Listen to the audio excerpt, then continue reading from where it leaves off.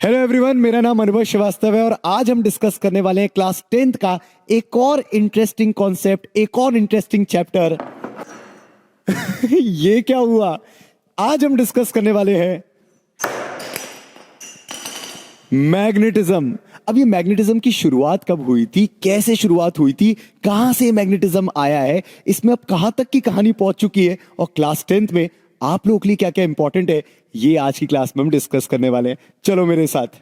तो मैग्नेटिज्म की शुरुआत हुई लगभग लगभग 10 साल पहले से, नहीं 100 साल पहले से, नहीं नहीं नहीं 1000 साल पहले से, लगभग लगभग 3000 साल पहले। 3000 साल पहले जब लोगों ने पृथ्वी खोदी, गड्ढे खोदे, तो पता चला कि अंदर से ऐसे चमत्कारी मटेरियल्स निकलने स्टार्ट हो गए जो लोहे की चीजों को दूर से ही अट्रैक्ट कर लेते थे। अब ऐसे प्रकार के मटेरियल्स उस समय के लोगों के लिए तो चमत्कारी थे ही। आज भी काफी सारे बच्चे जब बचपन में पहली बार मैग्नेट को देखते हैं, देखो मेरा पेन चिपक गया, आजकल भी जब सारे बच्चे जब इस मैग्नेट को पहली बार बचपन में देखते हैं तो उनको बड़ा अजीब लगता है और बड़ा अटपटा सा लगता है कि किस प्रकार के मटेरियल्स हैं यार जो लोहे की चीजों से चिपक जाते हैं। वो लोग जो गड्ढा खोदते थे उनके औजारों से चिपक जाते थे। तो भाई लोगों का दिमाग भ्रष्ट हो गया, यार ये क्या चमत्कारी पत्थर हैं और ये इनका क्या यूज करा जा सकता है, इनका क्या नाम रखा जाए। तो उस समय के लोगों ने इसका नाम लोड स्टोन रखा था। सो load stone was very first, you can से the name of the magnet. Magnet नाम तो बहुत बाद में आया है, मैग्नेट नाम तो ग्रीक वाले लोगों ने बाद में रखा था, पर सबसे पहले जब हमने गड्ढा खोदा एक ऐसा चमत्कारी सा पत्थर निकला जिसके पास एक मैग्नेटिक प्रॉपर्टीज थी जिससे वो चीजों को अट्रैक्ट कर लेता था और हमने उसका नाम रख दिया लोड स्टोन। अब तो केमिस्ट्री आगे बढ़ गई तो अब तो हमें पता भी चल गया है कि वो एक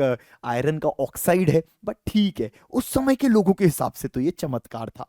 अब क्या हुआ, अब जब लोगों ने इस चमत्कारी पत्थर को देखा और ये पता किया कि यार ये तो लोहे की चीजों से चिपक जाता है और क्या क्या करके दिखा सकता है, तो उन्होंने फिर दो पत्थर लिए और देखा कि ये दो पत्थर आपस में क्या दिखा सकते हैं। तो अगर दो ऐसे पत्थर लिए गए तो कभी कभी पता चला कि ये दो पत्थर चिपक जाते थे, पर कभी कभी पता चला कि ये दो पत्थर, थोड़ा अलग कर लेता हूं, ये दो पत्थर एक दूसरे के साथ चिपकते नहीं है। कितना भी कोशिश कर लो इनको चिपकाने की, ये चिपकना ही नहीं चाहते।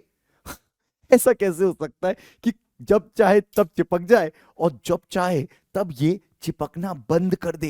एक्चुअल में अगर ढंग से देखें तो जब मैंने इसको चिपकाया तब मैं इसको चिपकाते समय इस तरफ की साइड से चिपका रहा हूं, पर जब मैंने इसको चिपकाना नहीं है तो मैं इसको पलट के इस तरफ से ला रहा हूं। इसका मतलब कहीं ऐसा तो नहीं इसके पास मुंह और पैर जैसा स्ट्रक्चर हो, कहीं ऐसा तो नहीं इसके पास पोलैरिटीज हो, कहीं ऐसा तो नहीं इसके अंदर कहीं से चिपकता हो कहीं से नहीं चिपकता हो। और इसको बहुत बार टेस्ट किया गया कि देखो ये कुछ होगा और ये यहां से अब नहीं चिपक रहा है, पर ये पलटने पे चिपक जा रहा है, और अगर ये पलटने पे चिपक जा रहा है तो फिर शायद ऐसा पलटने पे ये फिर से ना चिपके। और ये देखो, अरे नहीं चिपक रहा, और फिर शायद पलटने पे अब फिर चिपक जाए और ये चिपक गया। तो इसका मतलब इसके पास पोलैरिटीज थी और इन्हीं पोलैरिटीज को बोला गया the north and the south. तो भैया उस समय नाम रखने के लिए ज्यादा ऑप्शंस नहीं थे, प्लस माइनस नाम रखा जा सकता था, पर इन्होंने कहा चलो इसका नाम कुछ और रख देते, तो इसका नाम रखा गया the north and the south poles of the magnet. तो जब भी आप आज किसी भी मैग्नेट को देखते हो उस मैग्नेट के पास एक नॉर्थ होता है और एक साउथ होता है। अब आजकल जो हम लोग मैग्नेट देखते हैं वो कुछ इस तरीके की होती है, एक तरफ नॉर्थ और साउथ लिखा हुआ होता है, पर जो हम लोग को मैग्नेट इस तरीके की मिलती है इसमें नॉर्थ साउथ लिखा हुआ नहीं होता है, पर यस आप उसको फील कर सकते हैं, उसको देख तो नहीं सकते लिखा हुआ, but yes you can experience कि इसके पास दो पोलैरिटीज होती हैं। और बोला जाता है कि किसी भी मैग्नेट की ये दो पोलैरिटीज काट करके आप अलग नहीं कर सकते, क्योंकि ये मटेरियल की प्रॉपर्टी है। तो ये मत सोचना यार कि मैं नॉर्थ और साउथ को बीच में से तोड़ के अलग अलग कर दूंगा। जब तुम नॉर्थ और साउथ को बीच में से तोड़ोगे ना तो तुम्हारी दो दो मैग्नेट बन जाएगी, नॉर्थ साउथ नॉर्थ साउथ। तो ये गलती मत करिएगा, दिमाग में ये मत सोचिएगा कि आप नॉर्थ और साउथ को एक दूसरे से अलग कर सकते हैं। ये एटॉमिक लेवल पे जब आप क्लास 12th में पढ़ेंगे तो एटॉमिक लेवल की प्रॉपर्टी है, इसलिए नॉर्थ साउथ को अलग नहीं किया जा सकता। इसीलिए ये हमेशा पेयर्स में एग्जिस्ट करने वाली चीजें हैं। और जैसा मैंने आपसे बोला कि आपको पता चला कि जैसी नॉर्थ नॉर्थ के पास आता है, लाइक पोल्स जब आते हैं एक दूसरे के निकट तो ये एक दूसरे से रिपल्शन फील करते हैं, रिपल्शन शो करते हैं। और जैसी अनलाइक पोल्स आते हैं, साउथ और नॉर्थ पास आते हैं, अनलाइक पोल्स आते हैं, तो ये एक दूसरे के साथ अट्रैक्शन शो करना स्टार्ट कर देते हैं।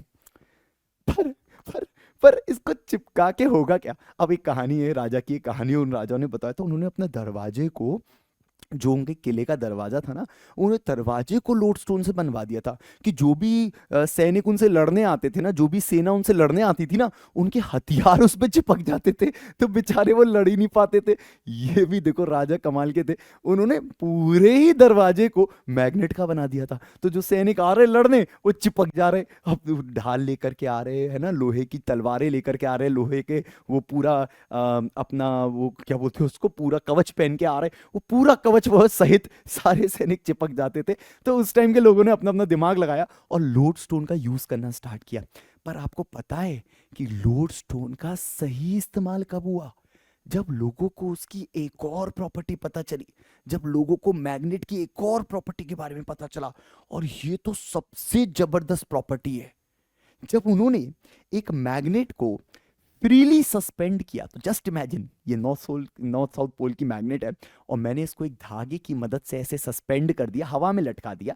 तो जब मैंने इसको हवा में लटकाया तो मुझे पता चला कि फ्रीली सस्पेंड करने पर ये हिलती डुलती रहती है, और हिलने ढुलने के बाद ये किसी जगह पे आके रुक जाती है। और इसको किसी भी कमरे में लटका दो, ये उसी तरफ डायरेक्शन करके रुकती है। किसी भी कमरे में लटका दो, किसी भी कंडीशन में लटका दो, ये उसी तरफ डायरेक्शन करके रुकती है। अब ये प्रॉपर्टी तो बड़ी खतरनाक थी कि जब भी हम मैग्नेट को सस्पेंड करते थे वो एक पर्टिकुलर डायरेक्शन में अलाइन हो जाती थी। It aligns itself in particular direction. और बाद में धीमे धीमे लोगों ने कहा कि यार ये तो लोडस्टोन नहीं, ये तो लीडिंग स्टोन होना चाहिए, ये डायरेक्शन भी बता सकता है। और जरा सोचो, दुनिया का सबसे पहला जीपीएस क्या हो सकता है? दुनिया का सबसे पुराना जीपीएस क्या हो सकता है? आज तुम अपने मोबाइल में खटाखट डाल देते हो, मुझे यहां जाना है, गूगल मैप्स खोल लिया है। पर जस्ट इमेजिन, उस समय के लोगों को पता ही नहीं था, जंगल में गुम हो जाते थे, पता ही नहीं होता था कहां जाना है। और जब रास्ते ही नहीं पता होंगे तो फिर आपस में लोग मिलेंगे कैसे? कैसे एक जगह की बात दूसरी जगह पहुंच पाएगी जब उनको रास्ता ही नहीं पता होगा? तो उस समय के सेलर्स, उस समय के जो लोग घूमने निकलते थे, जो लोग नोमैड्स होते थे, जो लोग एक तरफ के कहानियों को दूसरी तरफ पहुंचाते थे, जो ऐसे लोग होते थे जो भाई बताते थे कि यहाँ कल्चर इस तरीके का है, वहां कल्चर इस तरीके का है, दो कल्चर्स को, दो संस्कृतियों को मिलाते थे, उन लोगों के पास ये था। उन लोगों को इस चीज के बारे में पता चल गया था कि ये जो मैग्नेट सस्पेंड किया जाएगा, लोडस्टोन सस्पेंड किया जाएगा, लीडिंग स्टोन सस्पेंड किया जाएगा। सेलर्स जब लीडिंग स्टोन को सस्पेंड करते थे तो उनको वो एक पर्टिकुलर डायरेक्शन दिखाना चालू कर देता था। और आज इसी को हम लोग अपने लिए कंपस के नाम से बुलाते हैं। हमारे शब्दों में, हमारे लैंग्वेज में, हमारी एनसीईआरटी में इसी को कंपस कहा जाता है। पर क्या ये सच में एक ही डायरेक्शन शो करता है? तो जरा मेरे पास आओ, मैं तुम्हें पास से दिखाता हूं ये कंपास कैसा दिखता है। आओ मेरे पास, जल्दी आओ। तो देखो मेरे पास यहाँ पर एक कंपास है जिसमें आपको दिख रहा होगा एक निडल है बीच में, और ये निडल मुझको एक तरफ अलाइन करी हुई मिली हुई है। मतलब यहाँ पर लाल रंग का जो एरो है वो दिखाना चाहता है कि इस तरफ कुछ है, इस तरफ मेरे पास कोई पोल है, और ये दूसरी निडल की तरफ मैं बोल सकता हूँ एक अपोजिट पोल होगा। अब जैसा मैं आपसे कह रहा था ना कि जिस तरफ भी आप इसको मूव कर लो ये अपनी डायरेक्शन चेंज नहीं करेगा। आप निडल को देखो, निडल अपनी जगह से बिल्कुल नहीं हिलेगी, चाहे मैं पूरे इसको घुमा दूं। पर निडल कहती है नहीं भैया, मेरे को तो बताया गया है कि इसी तरफ है वो जो भी चीज़ तुम ढूंढ रहे हो, जो भी खजाना तुम ढूंढ रहे हो वो इसी डायरेक्शन में है। तो आप इसको कहीं भी रख दी। देखिए मैं इसको थोड़ा मूव कराता हूँ, मैं इसको यहाँ रखता हूँ तो भी कोई फर्क नहीं पड़ता, यहाँ रखता हूँ तो भी कोई फर्क नहीं पड़ता, थोड़ा ऐसे मूव कर देता हूँ तो भी वो घुमा फिरा कर वहीं आ जाएगा जहां उसको होना है। पर ऐसा क्यों हो रहा है? ऐसा क्या खास बात है कि ये एक ही डायरेक्शन में अपने को अलाइन करना चाहता है? ये मुझे क्या बताना चाहता है कि वहां पर क्या है? यस, बिल्कुल सही सोच लिया आप लोग ने। ये बेसिकली अर्थ की मैग्नेटिक फील्ड को बताना चाहता है, ये अर्थ के नॉर्थ पोल को बताना चाहता है। तो उसका मतलब क्या अर्थ भी एक मैग्नेट है? हाँ, बिल्कुल सही, अर्थ भी एक मैग्नेट है और अर्थ के पास भी मैग्नेटिक फील्ड लाइंस है, और ये उन मैग्नेटिक फील्ड लाइंस को ट्रैक कर रहा है, ये उन मैग्नेटिक फील्ड लाइंस को पकड़ने की कोशिश कर रहा है। पर ये अर्थ की मैग्नेटिक फील्ड लाइंस दिखती कैसे हैं और ये कैसे काम करता है, चलो समझाता हूं, आओ मेरे पास। तो कोई भी कंपास अपने आप को अर्थ की मैग्नेटिक फील्ड लाइंस के अकॉर्डिंग अलाइन करने की कोशिश करता है, क्योंकि कोई भी मैग्नेट जब इंटरैक्ट कर रही है, अगर कोई भी मैग्नेट कुछ शो कर रही है, नॉर्थ कहीं मुड़ रहा है, तो ऑफ कोर्स सी बात है उसको कुछ ना कुछ दिख रहा होगा ना, नॉर्थ को साउथ दिख रहा होगा या साउथ को नॉर्थ दिख रहा होगा, तभी तो वो अपने अलाइनमेंट को एडजस्ट कर रहा है। तो अगर ये कंपास एक पर्टिकुलर डायरेक्शन में शो हो रहा है, तो मतलब इसको कोई ना कोई नॉर्थ और साउथ दिख रहा है, और ये वही नॉर्थ एंड साउथ है जिसको हम लोग अर्थ का नॉर्थ साउथ कहते हैं। तो हम लोग को पता है अर्थ के पास भी दो पोल्स हैं, एक नॉर्थ पोल और एक साउथ पोल। ये नॉर्थ पोल और साउथ पोल कहलाते हैं ज्योग्राफिकल नॉर्थ और ज्योग्राफिकल साउथ, जिसकी डिटेल स्टडी आप लोग क्लास 12th में करते हैं। लेकिन क्या इसकी लाइंस होती हैं, और अगर होती हैं तो कैसी दिखती हैं? तो चलो इनकी लाइंस को इमेजिन करते हैं, और इस सिमुलेशन में आपको बहुत सुंदर तरीके से अर्थ की मैग्नेटिक फील्ड लाइंस इमेजिन करने का मौका मिलेगा। तो चलो बिना टाइम वेस्ट करे मैं आपको इनकी लाइंस दिखाना स्टार्ट करता हूं। देखो अर्थ की लाइंस कितनी सुंदर दिखती है, ये देखो, ये है अर्थ की मैग्नेटिक फील्ड लाइंस। यस, तो अर्थ के पास भी मैग्नेटिज्म है, और आप जब कंपास को लेके चलते हैं और अगल बगल कुछ भी नहीं है, कोई और मैग्नेट नहीं है, तो आपका कंपास जो कि हल्का सा होता है, क्योंकि अर्थ की मैग्नेटिक फील्ड बड़ी वीक होती है, तो वो हल्का सा कंपास जिसकी बड़ी हल्की सी निडल होती है, वो निडल इस अर्थ की मैग्नेटिक फील्ड को पकड़ने की कोशिश करती है। So magnetic field lines of earth can be detected by that compass. ये हम और तुम ना आंखों से देख सकते हैं और कोई बड़ी चीजों पे फील भी नहीं कर सकते हैं, पर यस अर्थ के पास मैग्नेटिज्म है। इसमें एक इंपॉर्टेंट बात जो आप अभी से नोटिस कर सकते हैं वो ये कर सकते हैं कि सर अगर एक छोटा सा कंफ्यूजन को यहां दूर करने की कोशिश करें कि सर देखिए हम किस तरफ चलेंगे, जहां ये लाल नोक दिखाएगी, लाल नोक समझते हैं ना, जहां रेड कलर होगा, रेड कलर मतलब क्या हुआ, नॉर्थ पोल, तो सर हम तो नॉर्थ के पास जाएंगे, पर रियलिटी में तो नॉर्थ हमें साउथ की तरफ ले जाएगा। सच है, तो ये कंपास का जो नॉर्थ है ये हमें एक्चुअली कहां ले जाना चाहिए, साउथ पे ले जाना चाहिए। और ये बात बिल्कुल सच है कि अगर आप ढंग से देखें तो यहाँ पे जो नॉर्थ है इसमें लाइंस अंदर घुस रही हैं, तो मतलब रियलिटी में तो ये साउथ हुआ ना।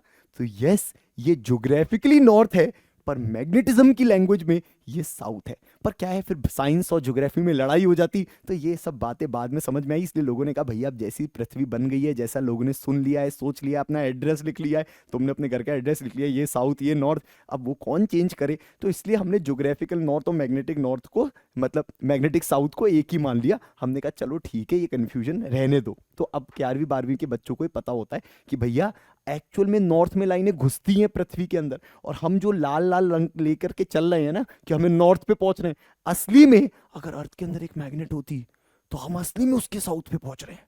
हाँ, तो चलो अर्थ के अंदर अगर मैग्नेट होती तो कैसी दिखती, अर्थ के अंदर अगर मैग्नेट होती तो कुछ इस तरीके की दिखती। और आप देख सकते हो कि अगर आप इन लाइंस को देखो तो ये साउथ में घुस रही है, जबकि ये नॉर्थ पोल हमने ज्योग्राफिकली बोल रखा है। तो अब आपको बहुत अच्छे से क्लियर हो गया होगा कि हम लोग कैसे कंपास की मदद से दुनिया के कोने कोने तक जा सकते थे, by seeing the direction, by getting the sense of direction. हमें डायरेक्शन का सेंस बताने में ये कंपास निडल ने बहुत मदद करी है, और अभी भी करता है। अगर अभी भी आप कहीं खो जाएंगे, आपके पास ये कंपास निडल है, तो आप इसकी मदद से north south east west, north east north west, south east south west, ये सब पता कर सकते हैं किस डायरेक्शन में एग्जैक्टली। अब बच्चों अर्थ की मैग्नेटिक फील्ड लाइंस तो आपने महसूस कर ली, पर ये फील्ड लाइंस बहुत बड़े लेवल पे नहीं हो गई। मैं तो चाहता हूं कि मैं आपको फील्ड लाइंस छोटे लेवल पे समझा पाऊं।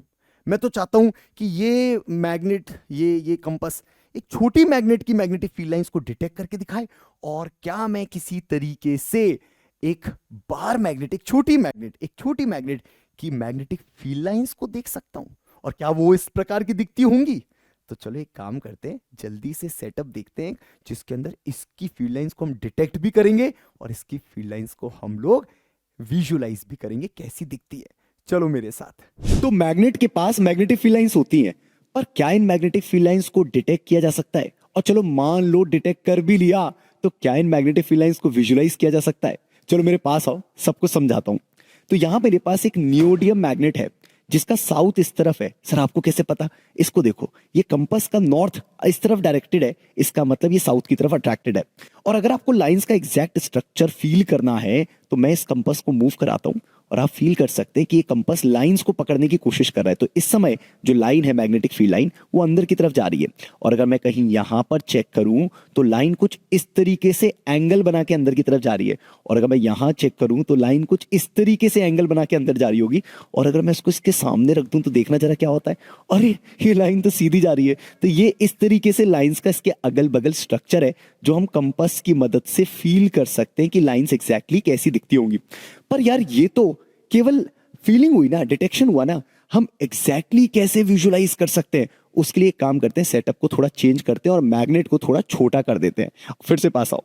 यहां देखो मैंने क्या किया, एक नॉर्थ साउथ की मैग्नेट रख दी है, ठीक है। इसके पास भी नॉर्थ साउथ है, आप देख सकते हैं, इसका भी डिटेक्शन किया जा सकता है। पर अभी बात ये चल रही है कि हम इसको विजुलाइज कैसे करेंगे कि इसके अगल बगल की एग्जैक्ट फील लाइंस कैसी दिखेंगी।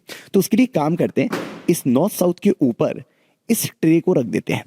और ये ट्रे मैंने इसलिए रखी है कि जो भी चीज़ मैं अब करने वाला हूँ उसमें आप नॉर्थ साउथ को ऊपर से महसूस करेंगे कि इसके नीचे नॉर्थ साउथ कहाँ होगा, ठीक है। अब एक काम करते हैं, इसके ऊपर आयरन स्प्रिंकल करना स्टार्ट करते हैं। मतलब आयरन के छोटे छोटे टुकड़े, जैसे नमक के दाने होते हैं, वैसे हमारे पास यहाँ पे इसके अंदर हमने नमक नहीं भरा बेटा, हमने आयरन आयरन के छोटे छोटे टुकड़े डाल रखे हैं, ठीक है। तो मैं स्टार्ट करता हूँ और आप देखना, आपको पोल्स भी दिखेंगे, आपको मैग्नेटिक फील्ड लाइंस का भी एहसास होगा, आपका विजुअलाइजेशन अच्छा हो जाएगा और आप फील कर पाएंगे अच्छा यहाँ पर मैग्नेटिक फील्ड लाइंस ज़्यादा है, यहाँ पर कम है। तो अगर मैं इसको थोड़ा सा कम नमक आ रहा है, बढ़ाता हूँ, एक सेकेंड, यस।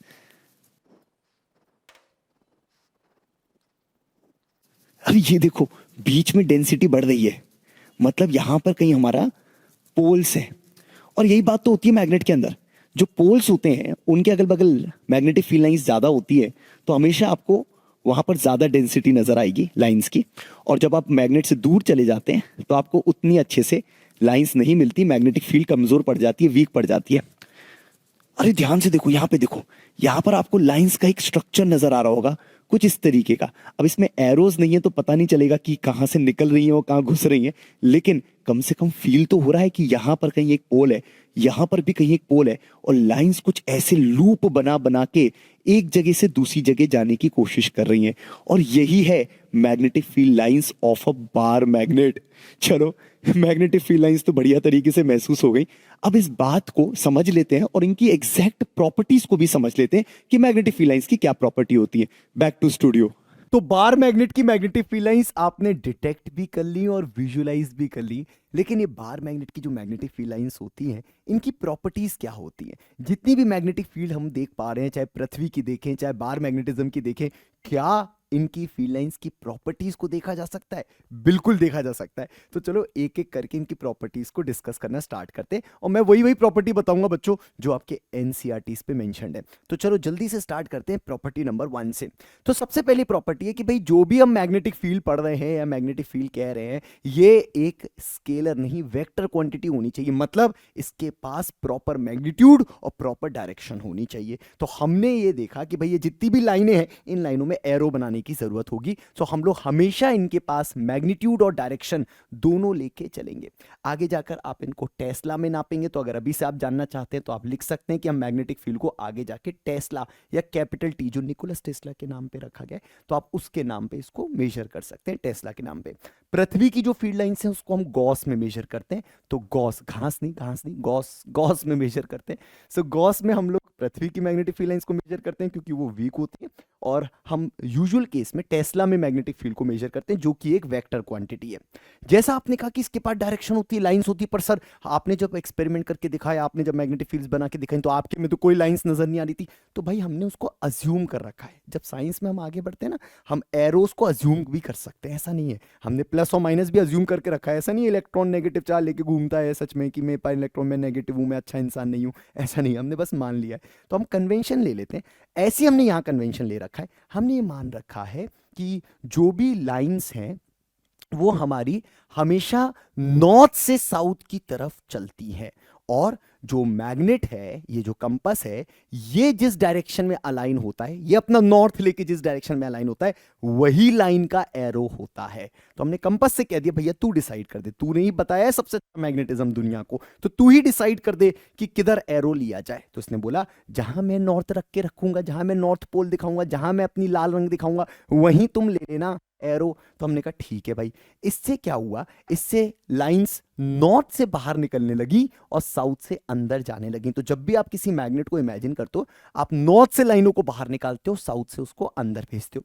इस बात का भी ध्यान रखिएगा, बहुत सारे बच्चे ना इसमें एक कंफ्यूजन पैदा कर लेते हैं कि वो केवल सोचते हैं कि नॉर्थ के बिल्कुल कुन्ने से लाइनें निकालूंगा और साउथ के बिल्कुल कुन्ने में जब तक छोड़ नहीं दूंगा तब तक मजा नहीं आएगा। भैया 20 से भी लाइनें निकाली जा सकती हैं, 20 में भी लाइनें अंदर डाल सकती है, ऐसे कुछ भी नहीं है कि आपको बिल्कुल कुन्ने से निकालनी हो, कुन्ने पे रखनी है। आप बीच में भी कुछ कुछ लाइनें बना सकते हैं, कोई प्रॉब्लम नहीं है। दूसरी इंपॉर्टेंट बात, बच्चों को लगता है कि यहां से स्टार्ट करना है, यहां खत्म करना है, स्वाहा। ऐसा नहीं करना है बेटा, यहां से स्टार्ट करना है, यहां खत्म नहीं करना है। एक्चुअल में जो लाइंस होती है ना, ये क्लोज लूप्स बनाती है, ये गोल घूम के वापस चक्कर लगाती है। जैसे अपन खेलते थे ना बचपन में, पोशंपा भी पोशंपा, डाकियों ने क्या किया, 100 रुपए की घड़ी चुराई, अब तो जेल में जाना पड़ेगा, जेल की रोटी खानी पड़ेगी, जेल का पानी पीना पड़ेगा। वैसे ही करना है आपको यहाँ पे भी, ये पूरा चक्कर लगाते रहना है। तो सर इसका मतलब नॉर्थ से साउथ जा रहे हैं, साउथ से नॉर्थ जा रहे हैं? बाहर तो नॉर्थ से साउथ जाएंगे, लेकिन अंदर ही अंदर साउथ से नॉर्थ जाना स्टार्ट कर देंगे। तो जब भी आप डायग्राम बनाएंगे, उसको कंप्लीट करने के लिए आप लाइंस को अंदर भी ड्रॉ करेंगे, और जब आप अंदर लाइंस को ड्रॉ करेंगे तो अंदर आपको लाइंस को साउथ टू नॉर्थ ले जाना पड़ेगा। ठीक है बेटा? सो अंदर साउथ टू नॉर्थ, बाहर नॉर्थ टू साउथ। तो आप पढ़ सकते हैं, the direction of magnetic field is taken to be the direction in which the north pole of the compass needle moves inside it. Therefore it is taken by convention that the field lines emerge from north pole and merge at south pole. But merge का मतलब ये नहीं खत्म हो जाती है, इसलिए अगली लाइन पढ़ना जरूरी है। Inside the magnet the direction of magnetic field line is from the south to its north pole. और इसके बाद अगली लाइन बहुत इंपॉर्टेंट है, magnetic field lines are closed curves. तो सारी लाइनें एक दूसरे से रिलेटेड हैं। अब इससे ये भी समझ में आ जाता है कि जहां लाइंस पास पास आ जाती होंगी, वहां मैग्नेटिक फील्ड तगड़ी हो जाती होगी। जहां लोग इकट्ठे हो जाते हैं, वहां अपन लोग भी दमदार हो जाते हैं, आए ये हमारे लोग हैं। जहां लोग हमसे दूर दूर हो जाते हैं, हमारी थोड़ी सी है ना इंटेंसिटी कम हो जाती है, हम लोगों से पंगा कम लेते हैं। वैसे ही यहाँ है, जहां लाइंस पास पास हो जाती है ना, घुट बन जाता है, घुट बन जाता है, ताकत आ जाती है। तो वहां आपको मैग्नेटिक फील्ड की वैल्यू ज्यादा मिलेगी। और जहां लाइंस दूर दूर हो जाती है, हम कहते हैं यहाँ मजा नहीं आ रहा, यहाँ मैग्नेटिक फील्ड बेकार है। तो मैग्नेटिक फील्ड की जो स्ट्रेंथ है वो डिपेंड करती है कि आपकी लाइंस कितनी क्लोज हैं। The relative strength of the magnetic field is shown by the degree of closeness of the magnetic field lines. और इसीलिए पोल्स के पास सब लोग इकट्ठे हो जाते हैं, जैसे मंदिर के दरवाजे पे सब इकट्ठे हो जाते हैं, या शादी पार्टी के दरवाजे पे सब लोग इकट्ठे हो जाते हैं। तुम्हारा जब रिजल्ट अच्छा आएगा, तुम्हारे दरवाजे सब लोग इकट्ठे हो जाएंगे। तो वैसे यहाँ पे भी पोल्स के आसपास बहुत सारी लाइनें इकट्ठी हो जाती हैं। इसलिए पोल्स की जो स्ट्रेंथ होती है, पोल्स के आसपास जो फोर्सेस होती हैं, वो ज्यादा देखने को मिलती है। यहाँ लिखा भी हुआ है, if the force acting on the poles on any the magnet placed is greater where the field lines are crowded. तो इसलिए आपको पोल्स के निकट ज्यादा फोर्स भी महसूस होती है। अब एक बात का ध्यान रखेंगे कि आप लाइंस का डायग्राम बनाना जानते हैं। हाँ सर, आपकी ड्राइंग सुंदर है, वेरी गुड, आपने बहुत अच्छे क्राफ्ट में नंबर लाए हैं, बहुत अच्छे। लेकिन कहीं गलती से सुंदरता के चक्कर में ज्यादा सुंदरता मत दिखा दीजिएगा, क्योंकि कुछ हो सकते हैं हमारे बीच में महानुभव कि वो ऐसा कुछ डायग्राम बना ले, नॉर्थ साउथ ले, बढ़िया नॉर्थ से साउथ, बढ़िया नॉर्थ से साउथ, बढ़िया नॉर्थ से साउथ। ये क्या किया? प्लीज ऐसी क्रिएटिविटी आप थोड़ा सा अलग सब्जेक्ट के लिए रख लीजिए, पर ऐसी क्रिएटिविटी फिजिक्स के लिए ना रखिए। ये क्रिएटिविटी यहां नहीं चलेगी, यहां पर आप लाइंस को इंटरसेक्ट नहीं कर सकते। अब उसका रीजन समझा देता हूं। क्या है कि आपको पता होना चाहिए कि एक बिंदु पर एक ही पर्टिकुलर मैग्नेटिक फील्ड की वैल्यू हो सकती है, एक स्पेस के पॉइंट पर एक ही वैल्यू हो सकती है, और एक ही पर्टिकुलर डायरेक्शन हो सकती है। तो अगर आप इस पी पॉइंट पे खड़े हैं, तो अगर कोई पूछे यहाँ पे मैग्नेटिक फील्ड की डायरेक्शन क्या है, तो वैसे तो आप आगे जाके जब हम 12th में पढ़ते हैं तो हम ऐसे कहते हैं कि टेंजेंट बना के चेक कर लेंगे। क्या बोलते हैं? टेंजेंट बना के चेक। टेंजेंट क्या होता है? कर्व को छूकर निकलने वाली लाइन, बाल बाल बचे, कर्व को छू के निकलने वाली लाइन, उसको बोलते हैं टेंजेंट। तो टेंजेंट बना के डायरेक्शन को चेक कर लेंगे। दूसरा तरीका है कंपास लगा के चेक कर लेंगे, तो कंपास लगा के डायरेक्शन पता चल जाएगी, टेंजेंट बना के डायरेक्शन पता चल जाएगी। पर अगर आपने वो हरकत करी, अपनी क्रिएटिविटी स्किल्स दिखाई, और आपने क्या किया, दो लाइंस को बनाते समय आपने इंटरसेक्शन दिखा दिया, तो अगर आपने इंटरसेक्शन दिखा दिया तो ये गड़बड़ हो गई, क्योंकि अब इस पॉइंट पे मैथमेटिकली दो टेंजेंट बन जाएंगे, मतलब दो डायरेक्शन हो जाएगी। आप अगर कंपास रखेंगे तो कंपास खुद कंफ्यूज हो जाएगा, फिर कहां जाऊं, इधर या इधर। तो इसलिए ये चीज़ गलत हो जाएगी, है ना। और अगर आप अपनी लैंग्वेज में सोचें यार, आप अपने घर के बाहर खड़े हैं ना, किसी ने आपसे पूछा यार आपका घर कहाँ है, तो आप किसी को भी घर ऐसे बताओगे मेरा घर यहाँ है ना, या आप यहाँ खड़े हैं तो मेरा घर यहाँ है, किसी को ऐसे बताओ मेरा घर यहाँ है, तो अगला आदमी कंफ्यूज हो जाएगा, पता नहीं कौन से, या तो बड़ा अमीर आदमी है, दो दो घर हैं तो इसलिए कंफ्यूजन नहीं करना है, आपको एक पॉइंट पे एक ही डायरेक्शन रखनी है। इसलिए आप कभी भी लाइंस को इंटरसेक्ट नहीं कर सकते। The two field lines could never intersect each other, cross each other. If they did, it would mean that the point of intersection, the compass needle would point towards two direction, which is not possible. और एक मैं add on कर देता हूं कि देखो यार क्या है कि लाइंस में ऐसे करके मन किया तो छोड़ दिया, मन किया तो पकड़ लिया, ऐसा नहीं करना है बच्चों, ना किसी के साथ जीवन में, ना लाइंस के साथ।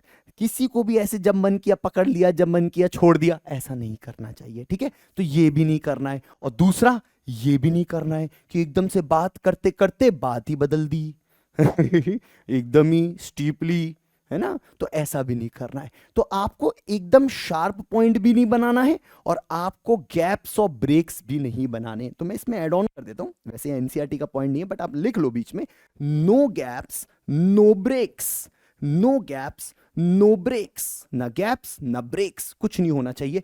तब जाके आपके मैग्नेटिक फील्ड लाइंस का डायग्राम अति सुंदर डायग्राम बनता है।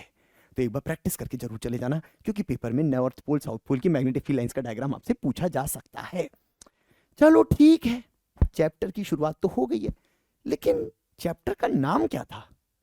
कुछ करंट फरेंट से रिलेटेड था सर? हाँ यार, ये चैप्टर का नाम तो मैग्नेटिज्म रिलेटेड टू करंट है कुछ। ये क्या बात हुई? करंट मैग्नेटिज्म, ये तो दो अलग चैप्टर हुए ना यही तो साइंस है, यही तो यूनिफिकेशन है, यही तो दुनिया में हो रहा है। धीमे धीमे लोगों को पता चल रहा है कि हमने इतनी सारी ब्रांचें अलग अलग बना रखी, कहीं ऐसा तो नहीं कि एक यूनिवर्सल थ्योरी हो जो सारी ब्रांचों को रिलेट कर रही हो। इसको यूनिफिकेशन कहते हैं फिजिक्स में। तो इसका मतलब क्या हुआ कि शायद हमें करंट और मैग्नेटिज्म में रिश्ता मिल जाए, पर मैं इतनी डायरेक्टली आपको बात नहीं बताऊंगा। मैं उन्हीं इंसान की लैंग्वेज में बात बताऊंगा जिन्होंने ये पता किया। उनका नाम था क्रिश्चियन ऑर्स्टेड। क्रिश्चियन ऑर्स्टेड ने अभी अभी अभी बिल्कुल अभी 200 साल पहले ये देखा कि भैया मैग्नेटिज्म और जगह से भी लाया जा सकता है। तुम सोच रहे हो कि केवल नॉर्थ पोल साउथ पोल होगा, बार मैग्नेट होगी, चुंबक से खेलोगे तभी मैग्नेटिज्म आएगा? नहीं, मैग्नेटिज्म करंट से भी लाया जा सकता है। और उन्होंने क्या डिटेक्ट किया, जरा देख के आते हैं, चलो मेरे साथ। अब ऑर्स्टेड कर तो कुछ और रहे थे, लेकिन एक्सीडेंटली उन्होंने किसी चीज को डिस्कवर किया। जानना चाहोगे क्या डिस्कवर किया? तो जरा पास आओ। यहां पर मेरे पास एक बैटरी है और एक तार है। बैटरी कनेक्ट करने पे इस तार से करंट बहेगा, और आप देख सकते हैं कंपास निडल है जिसमें कोई डिफ्लेक्शन नहीं है, मतलब ये अर्थ की मैग्नेटिक फील्ड को पकड़ के बैठी है। पर क्या होगा जैसे इस तार में करंट बहना स्टार्ट होगा? पक्का रेडी? तो थोड़ा ध्यान से, क्योंकि ये तार छोटा है, बैटरी थोड़ी बड़ी। रेडी? तो जैसा कि आपने देखा कि जैसी करंट बहा, आपकी निडल पागल सी हो गई, मतलब उसके अंदर डिफ्लेक्शन आ गया। और यही तो डिस्कवर किया था हमारे ऑर्स्टेड ने कि किसी भी करंट कैरिंग तार के बगल में आपको मैग्नेटिज्म मिलता है। करंट की वजह से मैग्नेटिज्म। समझ में आया ऑर्स्टेड एक्सपेरिमेंट? चलो बैक टू स्टूडियो। तो 1820 में एक ऐसी घटना घटित हुई जिसने पूरी फिजिक्स ही बदल दी। भैया लोगों को लगता था कि मैग्नेट तो इसको कहते हैं जिसमें नॉर्थ पोल साउथ पोल होता है, इसी से मैग्नेटिक फील्ड बन सकती है, इसी से चीजों को चिपकाया जा सकता है या मैग्नेटिज्म पाया जा सकता है।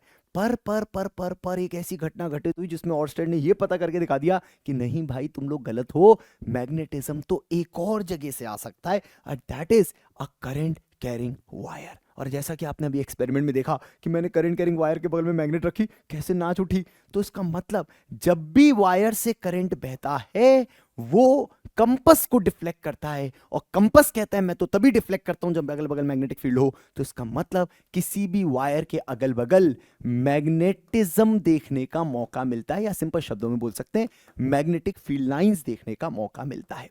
बच्चों आज इसी की वजह से हमारे बहुत सारे इलेक्ट्रिकल अप्लायंस हैं जो करंट से मैग्नेटिज्म बना पाते हैं। तो इसको don't don't under estimate it. आप ये मत सोचना, अंडर एस्टिमेट मत करते, क्योंकि बहुत सारे हमारे 10th के बच्चे बस जल्दी से पढ़ना चाहते हैं, बोर्ड्स पे नंबर लाना चाहते हैं, ठीक है अच्छी बात है, पर यार साइंस को साइंस की तरह तो फील करो, फिजिक्स को फिजिक्स की तरह तो फील करो, इसकी ग्रेविटी समझो, इसकी इसका इसका भाव समझो यार, कि हमें दुनिया में एक ऐसी चीज मिल गई जिससे हम मैग्नेटिज्म और प्रोड्यूस कर सकते थे, करंट। और सोचो यार, एक करंट इलेक्ट्रिसिटी नाम का अलग चैप्टर है, एक मैग्नेटिज्म अलग चीज थी, दोनों को रिलेट कर दिया, करंट से मैग्नेटिज्म आता है। अब मुझे पता है तुम्हारे दिमाग में एक प्रश्न आ रहा होगा, नहीं आ रहा है तो ले आओ, कि सर ये कैसे होता है, लेकिन थोड़ा सा आप तो सर 12th में पढ़ाते हो, आप तो बड़े लोगों को बच्चों को पढ़ाते हो, थोड़ा सीनियर वाले, तो जरा बताइए ना सर क्या हो रहा है अंदर, थोड़ा सा हिंट तो दे दीजिए सर, थोड़ा टेस्ट तो मिल जाए हमको। तो देखो बेटा, ये सब कुछ किसकी वजह से हो रहा है सर, ये सब लोग सब कुछ 10th बोर्ड्स की, अरे नहीं नहीं नहीं, ये सब कुछ किसकी वजह से हो रहा है, ये सब कुछ हो रहा है चार्ज की वजह से। बेटा ये चार्ज है, वो चार्ज जो प्रॉपर्टी मैंने आपको करंट इलेक्ट्रिसिटी की शुरुआत में बताई थी ना, ये वही है। करंट इलेक्ट्रिसिटी की शुरुआत में मैंने बताया था, charge is responsible for electric fields, charge is responsible for current electricity, current charge के बहने को ही कहते हैं, और यही चार्ज के चलने की वजह से मैग्नेटिज्म आता है। तो जब चार्ज रुका रहता है तब मैग्नेटिज्म नहीं आता, पर जैसे ही चार्ज चलने लगता है मैग्नेटिज्म शो करने लगता है। इसका मतलब सर जहां जहां चार्ज चल रहा है वहां वहां मैग्नेटिज्म है, हाँ, और करंट कैरिंग वायर में तो चार्ज बह ही रहा है, तो उसमें तो मैग्नेटिज्म आना ही था। और अगर ढंग से सोचो तो एटम में कौन घूम रहा है, तुम घूम रहे हो, तुम घूम रहे हो, इलेक्ट्रॉन्स घूम रहे हैं, जो कि क्या है, चार्ज पार्टिकल है, मतलब वहां भी मैग्नेटिज्म है एटॉमिक लेवल पे, और शायद इसी मैग्नेटिज्म की वजह से हमको ये चुंबक चिपकती हुई दिखती है, पर सबसे नहीं चिपकती है और सब में मैग्नेटिज्म नहीं दिखता है, उसके पीछे की अपनी अलग कहानी है, अलग अलग टाइप के मटेरियल्स होते हैं। पर यस, तो आज जो मैग्नेटिज्म आपको दिख रहा है ये भी एटॉमिक इलेक्ट्रॉन्स के रिवॉल्यूशन की वजह से है।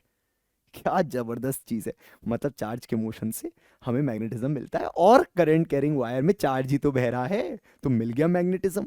पर क्या ये करंट कैरिंग वायर की लाइंस जो हम सोच रहे हैं वैसी होंगी, मतलब करंट कैरिंग वायर की लाइंस ऐसे पोशंपा भाई पोशंपा, डाकियों ने क्या किया, 100 रुपए की घड़ी चुराई, अब तो जेल में, ऐसी होंगी क्या नॉर्थ से साउथ की तरफ जाती हुई फिर से महसूस होंगी, मतलब क्या इसके पास भी नॉर्थ साउथ पोल होगा। एक काम करते हैं, इतनी मेहनत कर ही ली है तो इसकी भी लाइंस को जल्दी से देख करके आते हैं आयरन स्प्रिंकल वाले मेथड से, कि इसकी लाइंस कैसी दिखती है, और तुम बताना क्या नॉर्थ साउथ की तुम्हें फीलिंग आई या नहीं आई। चलो मेरे साथ। अब बार मैग्नेट की मैग्नेटिक फील्ड लाइंस तो आपने विजुलाइज कर ही ली है, कैसे नॉर्थ से बाहर निकलती है और साउथ से अंदर जाती है और क्लोज लूप बनाती है, पर क्या करंट कैरिंग वायर की भी फील्ड लाइंस क्लोज लूप बनाती है, और अगर हाँ तो क्या उसमें नॉर्थ साउथ की फीलिंग आती है। तो जरा पास आओ और इस सेटअप को देखो, ये वही करंट कैरिंग वायर है जिसने अभी थोड़ी देर पहले आपके कंपास निडल को नचाया था। क्या होगा जैसे ही मैं इसमें करंट दोबारा से पास करूं, और इस बार मैंने आयरन स्प्रिंकल कर दिए लाइंस के स्ट्रक्चर को देखने के लिए। रेडी?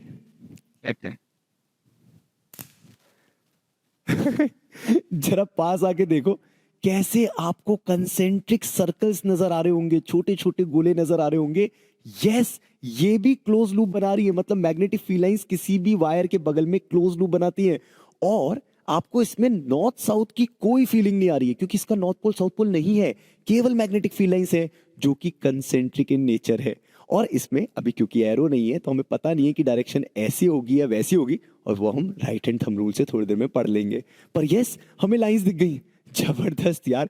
तो फाइनली लाइंस का स्ट्रक्चर वायर के बगल में कैसा होता है ये हमने आज वापस से विजुलाइज कर लिया। Back to studio.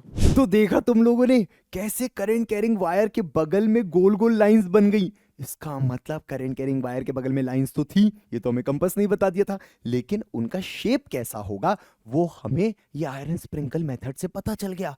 इससे हमें ये भी समझ में आया कि यार इसमें कोई भी नॉर्थ साउथ की फीलिंग नहीं है। क्यों क्यों क्यों, कहां हो रहा पोशंपा भाई पोशंपा, डाकियों ने क्या किया, कहां हो रहा है ऐसे लाइंस घूम के वापस आ रही हैं फिर गोल घूम के वापस, हाँ ऐसे गोल गोल घूम रही है, पर ऐसे नॉर्थ साउथ की फीलिंग तो नहीं है। अरे सर, अब नॉर्थ साउथ की फीलिंग नहीं है तो फिर एरो नहीं बना सकते। अरे क्यों नहीं बना सकते एरो, ये कंपास है ना, ये कंपास का लाल रंग जहां दिखेगा वहां से एरो बना लेंगे। तो बेटा कंपास का आपसे काम ये नहीं है नॉर्थ साउथ को डिटेक्ट करना, कंपास का काम है लाइंस को पकड़ना।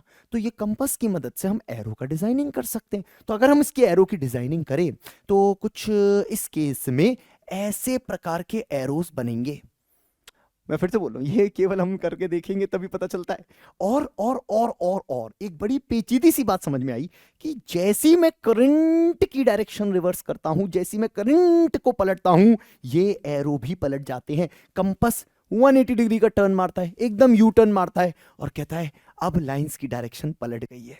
तो मतलब लाइंस की डायरेक्शन करंट की डायरेक्शन पे डिपेंडेंट थी। तो ये बात बड़ी खूबसूरत नजर आई कि मैग्नेटिक फील्ड करंट से ही आ रही थी और मैग्नेटिक फील्ड की डायरेक्शन करंट के फ्लो से डिसाइड होती थी। अब लोगों ने इसके पीछे का रूल बना लिया, कहा कि चलो यार बच्चों को बड़ी दिक्कत आएगी, कभी लाइन ऐसे घुमानी है, कभी लाइन ऐसे घुमानी, कैसे घुमाएंगे हमारे बच्चे। तो फिर लोगों ने रूल बना दिए, लॉज बना दिए कि भाई इसकी डिटेक्शन के लिए आप एक लॉ बना सकते हैं, रूल बना सकते हैं। और रूल सबको पता ही होगा, राइट हैंड थंब रूल। नहीं पता था, आज सुन लो, right hand thumb rule. So what is right hand thumb rule. उन्होंने बोला कुछ नहीं करना है, करंट कैरिंग वायर इमेजिन करना है, हाँ कर लिया। उसमें करंट इमेजिन करना है, चलो कर लिया, करंट इमेजिन कर लिया, ठीक है। एरो से इमेजिन कर लिया, हाँ करंट इमेजिन हो गया। अब नेक्स्ट, अब राइट हैंड उठाइए, खाली बैठे, उठाइए राइट हैंड। देखो शर्माने की कोई जरूरत नहीं है। अगर आप शर्माने लग गए, फिजिक्स पढ़ते समय शर्माने लग गए, अगर आपके अंदर ये बैठ गया है कि अरे मेरे को कोई देख रहा है, कोई मुझे ऐसे ऐसे करते हुए देखेगा, तो गलत ना समझ रही कोई गलत नहीं समझ रहा आपको। तो मैग्नेटिज्म में करना पड़ता है, तो इशारों वाला चैप्टर है, थोड़े इशारे करने पड़ेंगे बच्चों।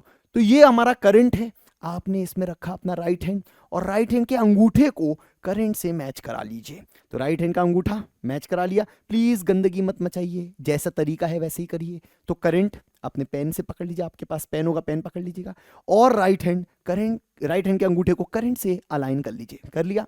अब उंगलियों को बस फेरिए और मैं फिर से कह रहा हूं, महसूस करिए कि कैसा गोला घूम रहा है, बस। और वो भी नेचुरल, ऐसा नहीं सर देखो मेरी उंगलियां तो उल्टी भी घूम जाती, अरे यार नेचुरली जैसे घूम सकती हैं वैसे घुमाइए। तो जैसे नेचुरली घूमेंगी वैसे ही आपको मैग्नेटिक फील्ड का फ्लो पता चल जाएगा। तो ये राइट हैंड रूल हमारी मदद करता है मैग्नेटिक फील्ड लाइन के फ्लो को समझने के लिए। मैं पेन ढूंढ रहा था, मिल गया मेरे को। चलो इधर देखो, तो मान लो करंट इस तरीके का है, तो क्या तुम मुझे बता सकते हो मैग्नेटिक फील्ड लाइन कैसी दिखेंगी? सो 1 सेकेंड, राइट हैंड रखा, अंगूठा रखा, उंगलियां घुमाई, ओके। सर ये देखो, क्या सर मैंने सही सोचा? 100% सही सोचा।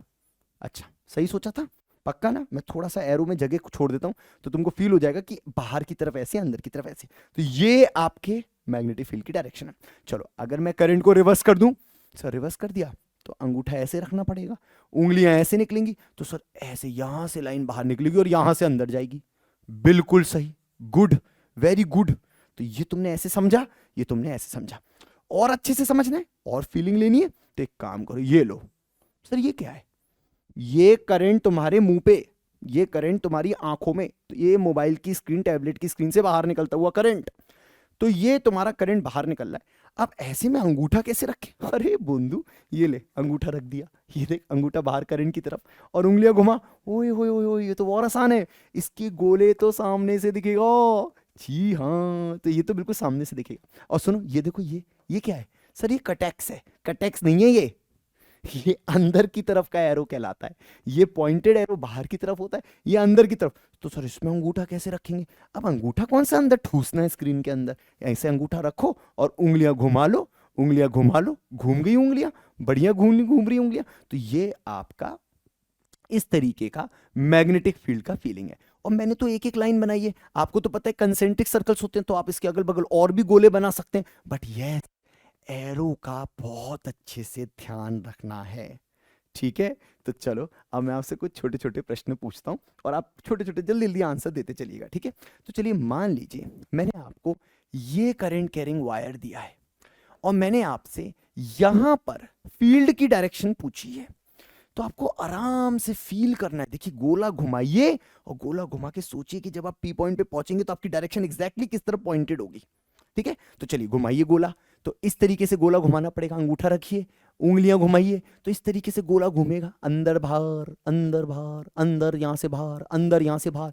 सुई धागा देखा है? सुई धागे से अंदर यहाँ से सुई डाली, यहाँ से बाहर, यहाँ से सुई अंदर डाली, यहाँ से बाहर, यहाँ से सुई अंदर डाली, यहाँ से बाहर, तो इसका मतलब यहाँ से फील्ड बाहर निकल रही है और यहाँ से फील्ड अंदर जा रही है, तो पी पॉइंट पे फील्ड अंदर घुस रही होगी।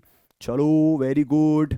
चलो अब जरा यहाँ बताओ फील्ड कहाँ होगी, यहाँ बताओ फील्ड कहाँ होगी। सर अभी तो आपने पढ़ाया, यहां से उंगलियां घुमाइए, हाँ उंगलियों से समझ में आता है, यहां से बाहर निकालनी है, यहां से अंदर भेजनी, यहां से सुई बाहर निकालनी, यहां से अंदर, तो सर यहां बाहर की तरफ फील्ड होगी, तो इसका मतलब इस वायर के ऊपर की तरफ बाहर फील्ड होगी, इस वायर के नीचे की तरफ अंदर फील्ड होगी। बिल्कुल सही। अच्छा अगर ऐसा है और पी पॉइंट यहां है, अब बताओ कहाँ फील्ड होगी। सर अभी गोला घुमाएंगे, राइट हैंड लगाएंगे, उंगलियों से गोला घुमाएंगे, सुई सुई सुई यहां से अंदर जाएगी, यहां से बाहर आएगी, यहां से अंदर जाएगी, यहां से बाहर आएगी, तो ये हो गया क्रॉस, मतलब अंदर की तरफ। अच्छा तो चलो इसमें बताओ कहाँ डायरेक्शन आएगी। सर एक सेकेंड, अंगूठा रखा, उंगलियां से घुमा के देखा, सर यहां से सुई बाहर निकालनी, यहां अंदर डालनी, यहां से बाहर निकालनी, अंदर डालनी, वेरी गुड, तो यहां से मैग्नेटिक फील्ड बाहर आएगी।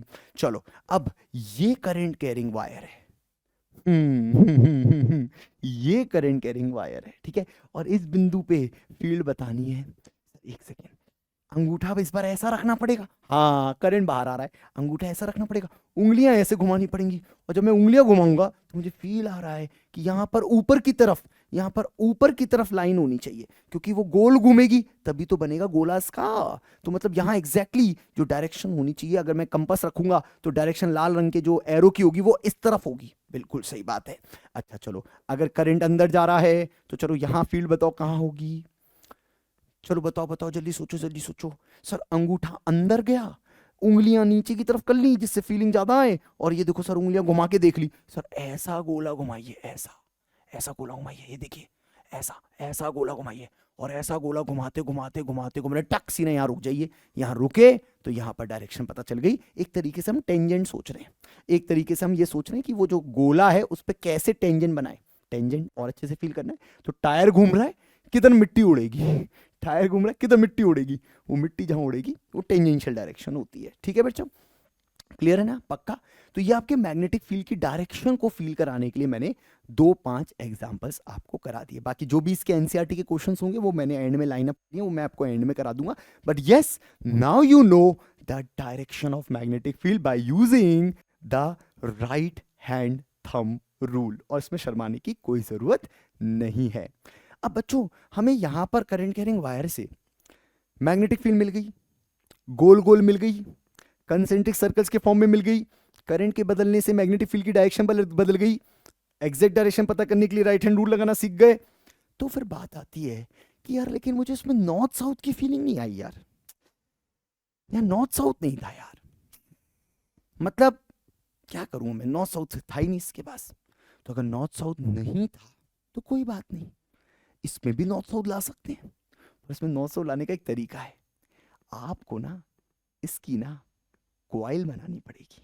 क्या क्या क्या क्या क्या दोबारा बोलिएगा सर, कॉइल बनानी पड़ेगी। अरे यार कैसे समझाऊं यार, तुम लोग को समझाना बड़ा मुश्किल हो जाता है कभी कभी जीवन में। मैं कहाँ से समझाऊं, मेरे पास कोई तार है क्या? चलो ये मैं माइक वाला तार ही यूज कर लेता हूँ, रुक जाओ मिल गया तार, एक तार लेकर के आता हूँ तब समझाता हूँ।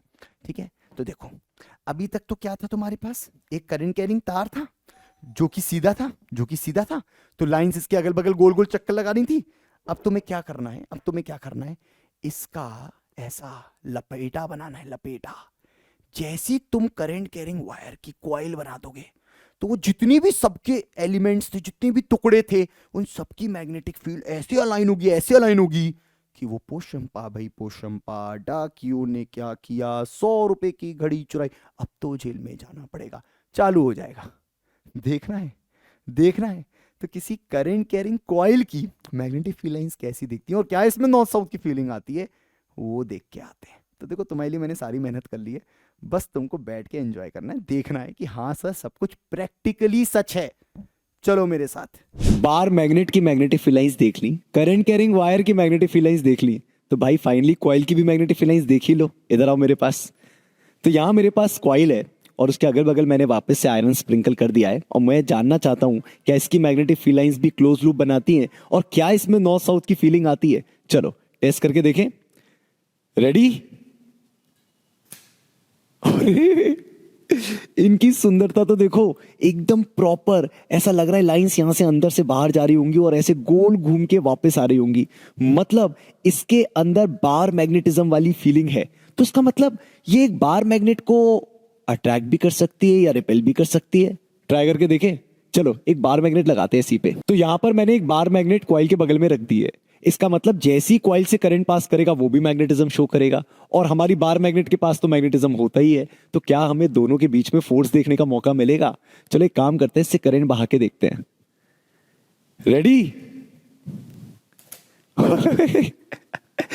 मतलब हमारी जो कॉइल है उसमें भी मैग्नेटिज्म आ गया, और हमारी बार मैग्नेट पे तो मैग्नेटिज्म होता ही है, और हमको दोनों के बीच में फोर्स ऑफ मैग्नेटिज्म देखने का मौका मिला।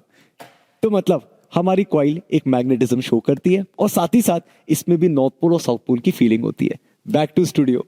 तो देखा आप लोग ने कैसे कॉइल के बगल में मैग्नेटिक फील्ड लाइंस होती हैं और वो कैसे अंदर से बाहर, बाहर से अंदर गोल गोल लूप्स बनाती हैं, same like north pole south pole bar magnetism. इसका मतलब यार किसी भी कॉइल में आज के बाद मैंने अगर करंट चलाया, आज के बाद मैंने किसी भी कॉइल में करंट चलाया, तो इसके पास तो मैग्नेटिक फील्ड होनी थी, मुझे पता है जब वायर के पास होती है तो कॉइल के पास तो होगी, पर सारे टुकड़ों ने जुड़ के जो मैग्नेटिक फील्ड बनाई, उसकी जो डिजाइनिंग करी वो कुछ इस तरीके की हुई कि हमको फील आया कि अगर करंट इस तरीके से दौड़ रहा है तो मैग्नेटिक फील्ड लाइट फिर से पोशंपा भाई पोशंपा, डाकियों ने क्या किया, 100 रुपए की घड़ी चुराई, अब तो जेल में जाना पड़ेगा, जेल की रोटी खानी। तो मतलब मैग्नेटिक फील्ड लाइंस ने चक्कर लगाना स्टार्ट कर दिया, same like north and south pole. पर सर एक बात बताइए, इसकी मैग्नेटिक फील्ड लाइंस की डायरेक्शन कैसे पता चलेगी? अरे है ना अपने पास कंपास, लेकिन सर ये कंपास हम स्कूल में थोड़ी ना ले जा पाएंगे, बोर्ड्स के पेपर में ले जाएंगे क्या? और बोर्ड के पेपर में कौन सा मैडम ट्रे लेके आएंगी? है कौन सा इन्विजिलेटर ट्रे लेकर के आएगा कि वो बोलेगा कि बेटा ये स्विच ऑन करिए, कॉइल में करंट आएगा, करंट आएगा तो ये कंपास लगा के चेक करिएगा मैग्नेटिक फील्ड किधर है? ये कोई एक्सपेरिमेंट और वाइवा थोड़ी ना चल रहा है, ये तो स्कूल का एग्जाम है। तो इसमें तो हमको खुद तरीके से रूल बना बना के सोचना पड़ेगा। तो चलिए एक काम करते हैं, जल्दी से इसकी मैग्नेटिक फील्ड लाइंस को डिटेक्ट करने का या तरीका समझ, लाइंस का डायरेक्शन समझने का एक तरीका बना लेते हैं। तो इसका तरीका क्या होना चाहिए? तो देखो लाइंस का स्ट्रक्चर पहले अच्छे से देख लो कैसा है। तो ये गोल है करंट, ये गोल है करंट, और यहां से निकल गई लाइंस बाहर, फिर चक्कर लगा के वापस अंदर, फिर बाहर, फिर बाहर, फिर चक्कर लगा के अंदर। इस तरीके का आपका लाइंस का स्ट्रक्चर है। अब अगर मैं आपसे बोलूं कि इसका तरीका है right hand rule, but this time modified, modified rule है, ठीक है? अभी सुनना मॉडिफाइड रूल कैसा है। तो एक्चुअल में 10th क्लास की एनसीईआरटी में मेंशन नहीं है, पर कोई बात नहीं, आगे काम आएगा। और अभी से मेरे को लगता है इतनी क्यूरियोसिटी तो तुम्हारे अंदर डेवलप हो गई होगी कि तुम जानना चाहोगी कि इसकी डायरेक्शन कैसे पता करते हैं। तो इसकी डायरेक्शन पता करने का तरीका बड़ा सिंपल सा है। अब मॉडिफाइड राइट हैंड रूल लगाएंगे, राइट हैंड रूल, वो भी मॉडिफाइड वाला। क्या है मॉडिफाइड? देखो अभी तक अंगूठे से करंट को पकड़ते थे, उंगलियों से फील्ड आती थी, बस इसी का उल्टा करना है। मतलब उंगलियों से फील्ड को पकड़ना है और करंट से अंगूठे को। अबे ये तो वही हो गया। उंगलियों से करंट को पकड़ना है तो अंगूठा फील्ड बताएगा। सच्ची? अरे हाँ, इधर आओ इधर आओ इधर आओ। देखो पहले इस करंट को फील करो, ये करंट ऐसा ऐसा है, अंदर बाहर अंदर बाहर अंदर बाहर। तो उंगलियों को अंदर से बाहर लेकर के आओ, अंगूठा खुद बताएगा राइट में फील्ड जानी चाहिए। तो फील करो फिर से मेरी बातों को, ये कॉइल है, फील करो, डॉटेड लाइन का मतलब क्या है? अंदर है, ठीक है? करंट देखो कैसा दिखा रहा हूं, ये करंट दिखा रहा हूं, ठीक है? तो ये डॉटेड लाइन अंदर है, डार्क लाइन बाहर है। तो अंदर से बाहर, जेसीबी की मशीन की तरह अंदर से बाहर उंगलियां घुमाओगे, अंगूठा अपने आप से डायरेक्शन ऑफ फील्ड बता देगा कैसी होनी चाहिए। और अगर इधर से पता चल गई निकलती हुई, तो फिर तो घूमती हुई तो हम बना ही लेते हैं, हमें बस यही तो पता करना है कि कहां से निकल रही है, फिर तो घुमा के वापस ले ही आएंगे। चलो वैसे इसको देखो जरा अच्छी तरीके से, ये देखना, इस बार फिर से डॉटेड लाइन बनाई, इस बार इसमें करंट ऐसे डाल दिया, इसमें करंट ऐसे डाल दिया। तो जरा नोच लो उसको, अभी तुमने जेसीबी से उखाड़ा था, अब जरा इसको खोद दो। तो जरा इसको ऐसे करके अपना हाथ देखो, ऐसे जाना चाहिए, और प्लीज शर्माना नहीं बच्चों, ऐसे करना है। करंट बाहर से अंदर है, बाहर से अंदर ले जाएंगे तो अंगूठा इस तरफ आ रहा है, अंगूठा इस तरफ आ रहा है, तो लाइंस इस तरफ से बाहर निकल रही होंगी, इस तरफ से, और इस तरफ से लाइंस आपको पता है आपको अंदर लेकर के आनी है। क्लियर? मेरी बातें क्लियर है? तो आपको लाइंस का डायग्राम क्लियर हो रहा है बहुत अच्छी तरीके से। अगर मैं आपसे बोलूं कि चलो एक काम करते हैं, एक गोला बना लेते हैं, और इस गोले में आप मुझे बताओ इस बिंदु पे फील्ड की डायरेक्शन कहां होगी? इस बिंदु पे फील्ड की डायरेक्शन कहाँ होगी? ये करंट है, ये करंट है। चलो कॉइल में करंट डाल दिया, फील्ड बताओ। तो फिर से राइट हैंड उठाओ, राइट हैंड उठाओ, बिल्कुल बिल्कुल अच्छी तरीके से पढ़ना है। राइट हैंड उठाओ, उठा लिया। चलो जो मैं कर रहा हूँ वो करो। आपकी भी स्क्रीन पे है डायग्राम, अपनी स्क्रीन पे उंगलियां घुमाओ राइट हैंड की, करंट की डायरेक्शन में उंगलियां घुमाओ, करंट की डायरेक्शन में उंगलियां घुमाओ, अंगूठा खुद बता देगा फील्ड अंदर है, फील्ड अंदर है, यहां से अंदर जा रही है फील्ड, राइट। चलो अब जरा फिर से बनाते हैं, ये इस बार ऐसा करंट ले लेते हैं। अब फिर से पूछता हूं पी पॉइंट पे या अंदर वाले किसी पॉइंट पर फील्ड की डायरेक्शन बताओ। फिर से राइट हैंड उठाओ, उंगलियां घुमाओ करंट में, अंगूठा अपने आप से फील्ड की डायरेक्शन बता देगा, फील्ड की डायरेक्शन, फील्ड को बी से लिखा जाता है, फील्ड की डायरेक्शन बता देगा। क्लियर, समझ में आया? चलो अब क्योंकि तुम मुझसे पढ़ रहे हो तो एक एक्स्ट्रा रूल और ले लो। लो भाई मस्ती करो, एक एक्स्ट्रा रूल और ले लो। एक काम करो, ये बताओ क्या इसमें नॉर्थ साउथ की फीलिंग है? हाँ है, पक्का पक्का। अच्छा इसमें बता सकते हो इसमें नॉर्थ कहाँ है और साउथ कहाँ है? जो तुम यहां से देख रहे हो तुमको क्या फील आ रही है कि ये फील्ड अंदर जा रही है, अंदर जा रही है, मतलब यहां साउथ होगा, बाहर अंदर नॉर्थ होगा, तो साउथ से नॉर्थ, तो फिर बाहर घूम के आएगी पोशंपा भी पोशंपा, तो मतलब साउथ से अंदर जाएगी नॉर्थ पे, फिर नॉर्थ से बाहर निकलेगी। और इसमें कैसी फीलिंग आ रही है? जैसे हम नॉर्थ को देख रहे हैं, नॉर्थ से लाइनें बाहर निकल रही हैं, पक्का? तो चलो इस बात को अगर फील कर लिया हो तो इसी बात को एक और तरीके से फील किया जा सकता है। आपको इसके अंदर जैसा करंट है वैसे लिख के दिखाता हूं, एस, और देखो एस में 2 एरो बना लो, बस खत्म।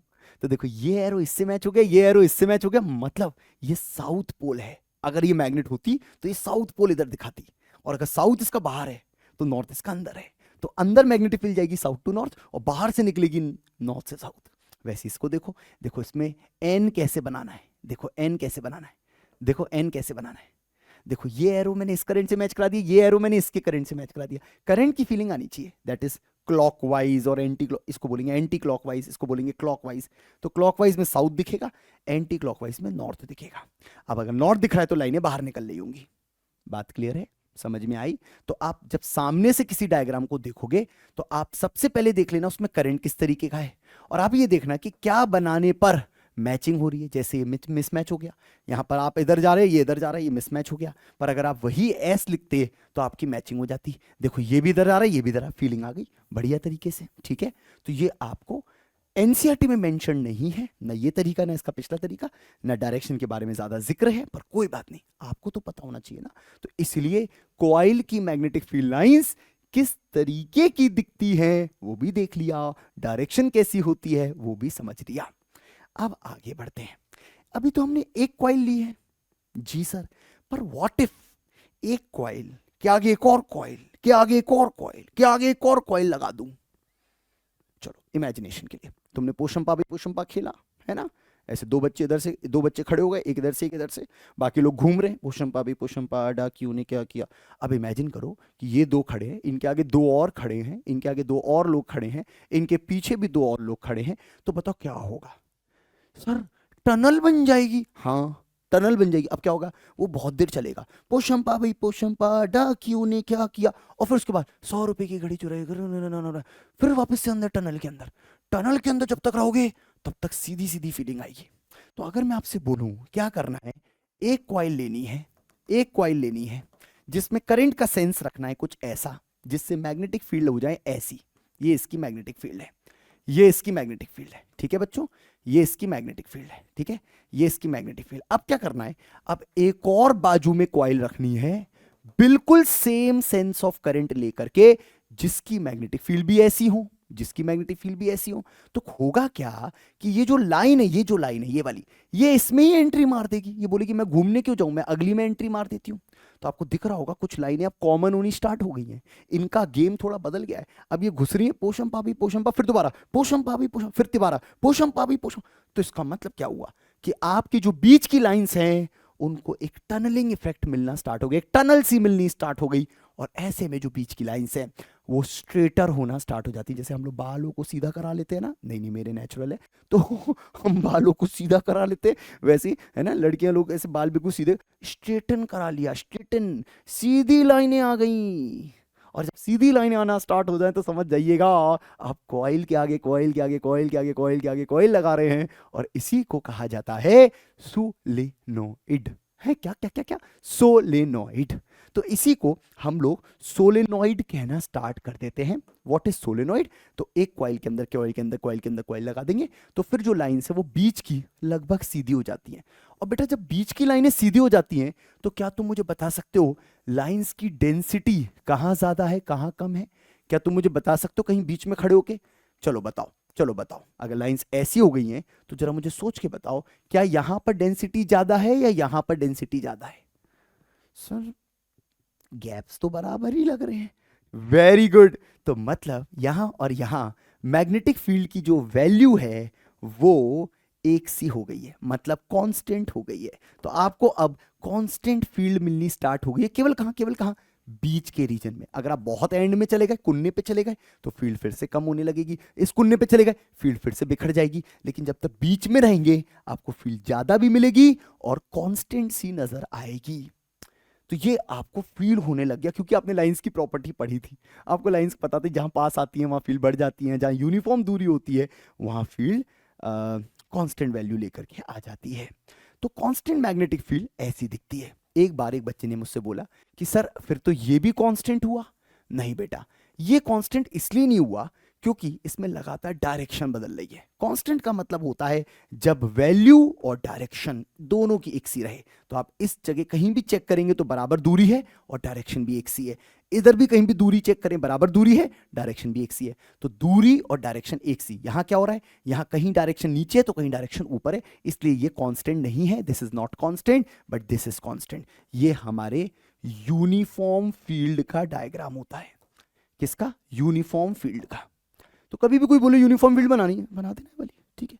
कभी भी कोई बोले ऐसी फील्ड बनाओ जो कम होती चली आ रही है, कहना कम होती चली आ रही, लो कम होती चली आ रही, ये लोग कम होती चली आ रही क्योंकि फैल देगी तो कम होगी। कोई बोले जरा वो ऐसी फील्ड बनाओ जो बढ़ती चली आ रही है, बढ़ती चली आ रही, लो बढ़ती चली आ रही फील्ड, ये लो ये फील्ड बढ़ती चली आ रही, ये बढ़ रही, ये घट रही, ये कांस्टेंट, ठीक है। सो दिस इज डिक्रीजिंग, ठीक है, दिस इज इंक्रीजिंग, ठीक है, and this is constant. Clear है? क्लियर है? पक्का? अच्छा, तो बच्चों एक मैंने देखा था एस्ट्रिक साइन लगा था जब मैं एनसीईआरटी पढ़ रहा था 10th क्लास की आप लोग के लिए। तो उसमें एक एस्ट्रिक साइन लगा था। उन्होंने जो हम लोग ने ये करंट कैरिंग वायर पढ़ा है ना, ये जो करंट कैरिंग वायर पढ़ा है ना, यहाँ पर ये राइट हैंड रूल है ना, वायर में अंगूठा लगा के मैग्नेटिक फील्ड पढ़ी है ना, उन्होंने उसके नीचे आप देखोगे एनसीईआरटी में एक एस्ट्रिक लगा के एक स्क्रू रूल दिया है, मैक्सवेल स्क्रू रूल दिया है। अब वो स्क्रू रूल क्या है वो भी समझा देता हूँ जिससे आप लोगों को ऐसा ना लगे कि कोई पॉइंट छूटा है, ठीक है। स्क्रू रूल भी हमें बोलता है कि हम डायरेक्शन ऑफ मैग्नेटिक फील्ड बता सकते हैं किसी भी वायर के अगल बगल। तो वायर के अगल बगल मैग्नेटिक फील्ड की डायरेक्शन, कोई भी पहले वायर बना लेते हैं, वायर के अगल बगल मैग्नेटिक फील्ड की डायरेक्शन राइट हैंड रूल से हमने पता करी थी। तो वो कुछ इस तरीके का गोला आया था, है ना, ऐसे आया था ये गोला मैग्नेटिक फील्ड का गोला था, ठीक है। अब इसको एक और तरीके से पता कर सकते हैं and this method is called the screw method. अब ये मत बोलना स्क्रू नहीं देखा सब है मेरे पास स्क्रू। तो स्क्रू देखा है पक्का? चलो, तो अगर हम स्क्रू को इमेजिन करें कि इसको जब टाइट करना है तो किधर घुमाना है? टाइट करना है तो अबे नल तो बंद किया होगा, टाइट करना है तो इसको ऐसे घुमाना है, ऐसे घुमाएंगे तो कहां जाएगा? ये स्क्रू अंदर जाएगा, अंदर जाएगा, स्क्रू अंदर जा रहा है। तो और रोटेशन कैसा है? रोटेशन ऐसा है, बस खत्म। तो अगर मान लो करंट तुम्हारा स्क्रू है और रोटेशन तुम्हारा मैग्नेटिक फील्ड है, तो तुम्हारा करंट जब अंदर जाएगा तो मैग्नेटिक फील्ड ऐसी दिखेगी क्लॉकवाइज। और जिस दिन मैं स्क्रू को ढीला करूंगा, स्क्रू को ढीला करो ढीला करो ढीला करो, एंटी क्लॉकवाइज घुमाना पड़ेगा, तो तुम्हारा करंट बाहर आएगा, स्क्रू बाहर आएगा। स्क्रू का मोशन करंट को डिपिक्ट कर रहा है। स्क्रू अंदर जा रहा है तो करंट अंदर जा रहा है, स्क्रू बाहर आ रहा है तो करंट बाहर आ रहा है। और रोटेशन जो है वो मैग्नेटिक फील्ड को डिपिक्ट कर रहा है, ठीक है। एक रूल है, पढ़ लिया बस, पर तुम्हारा तो राइट हैंड रूल से काम चली जाएगा, कोई दिक्कत नहीं है, ठीक है। तो मैंने बस केवल just for the sake of the name कि ऐसा ना लगे कुछ छूटा, इसलिए मैंने आपको स्क्रू रूल भी बता दिया, ठीक है भाई। तो अब सारे बच्चों को पहले जल्दी से बताइएगा, क्या आप लोगों को कंपास समझ में आया? कहानी कहां से शुरू करें हमने? लोडस्टोन से। लोडस्टोन क्या था? वो जो पत्थर वत्थर खोदा, चमत्कारी पत्थर निकला, चीजों से चिपक गया, वो राजा वाली कहानी याद है ना।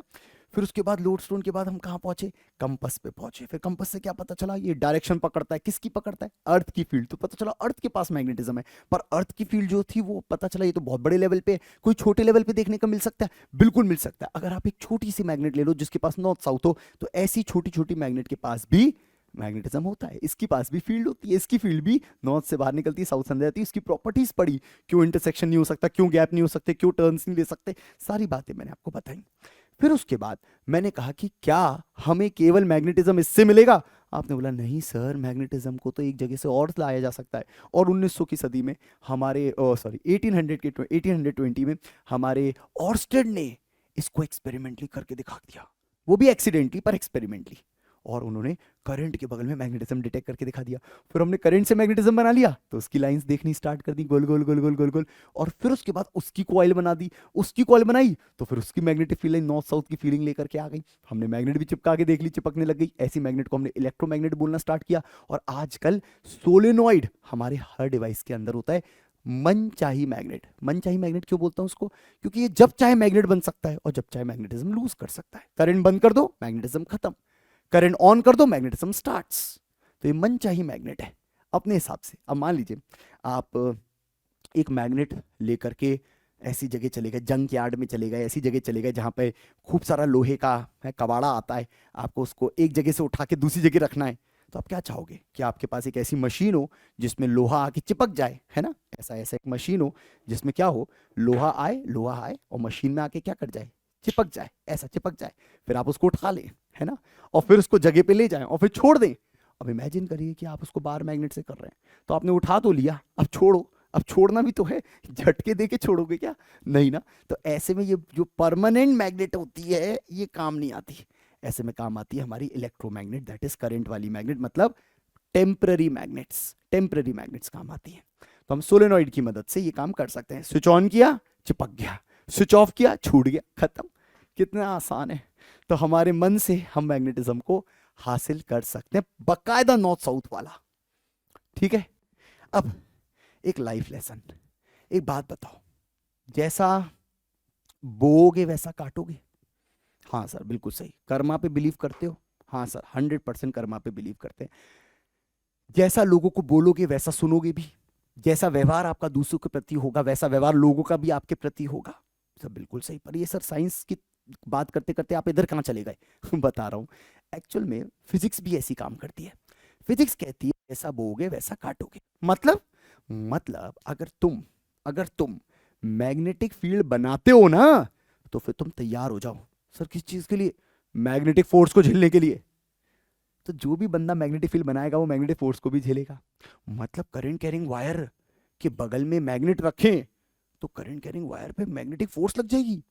मतलब ठीक है, वायर मैग्नेट से खिंच जाएगा, वो भी वायर कॉपर का वायर खिंच सकता है। तो ये तो मैंने कभी नहीं किया, तो मेरे को ये करके देखना है कि ये करंट कैरिंग कॉपर का तार वैसे तो नहीं चिपकता, पर करंट कैरिंग कॉपर के तार में बगल में मैग्नेट रखूं और जैसे ही करंट बहेगा तो उसको चिपक जाना चाहिए या कुछ फोर्स लगनी चाहिए। ये तो मुझे करके देखना है, बिना करे तो नहीं मानूंगा मैं।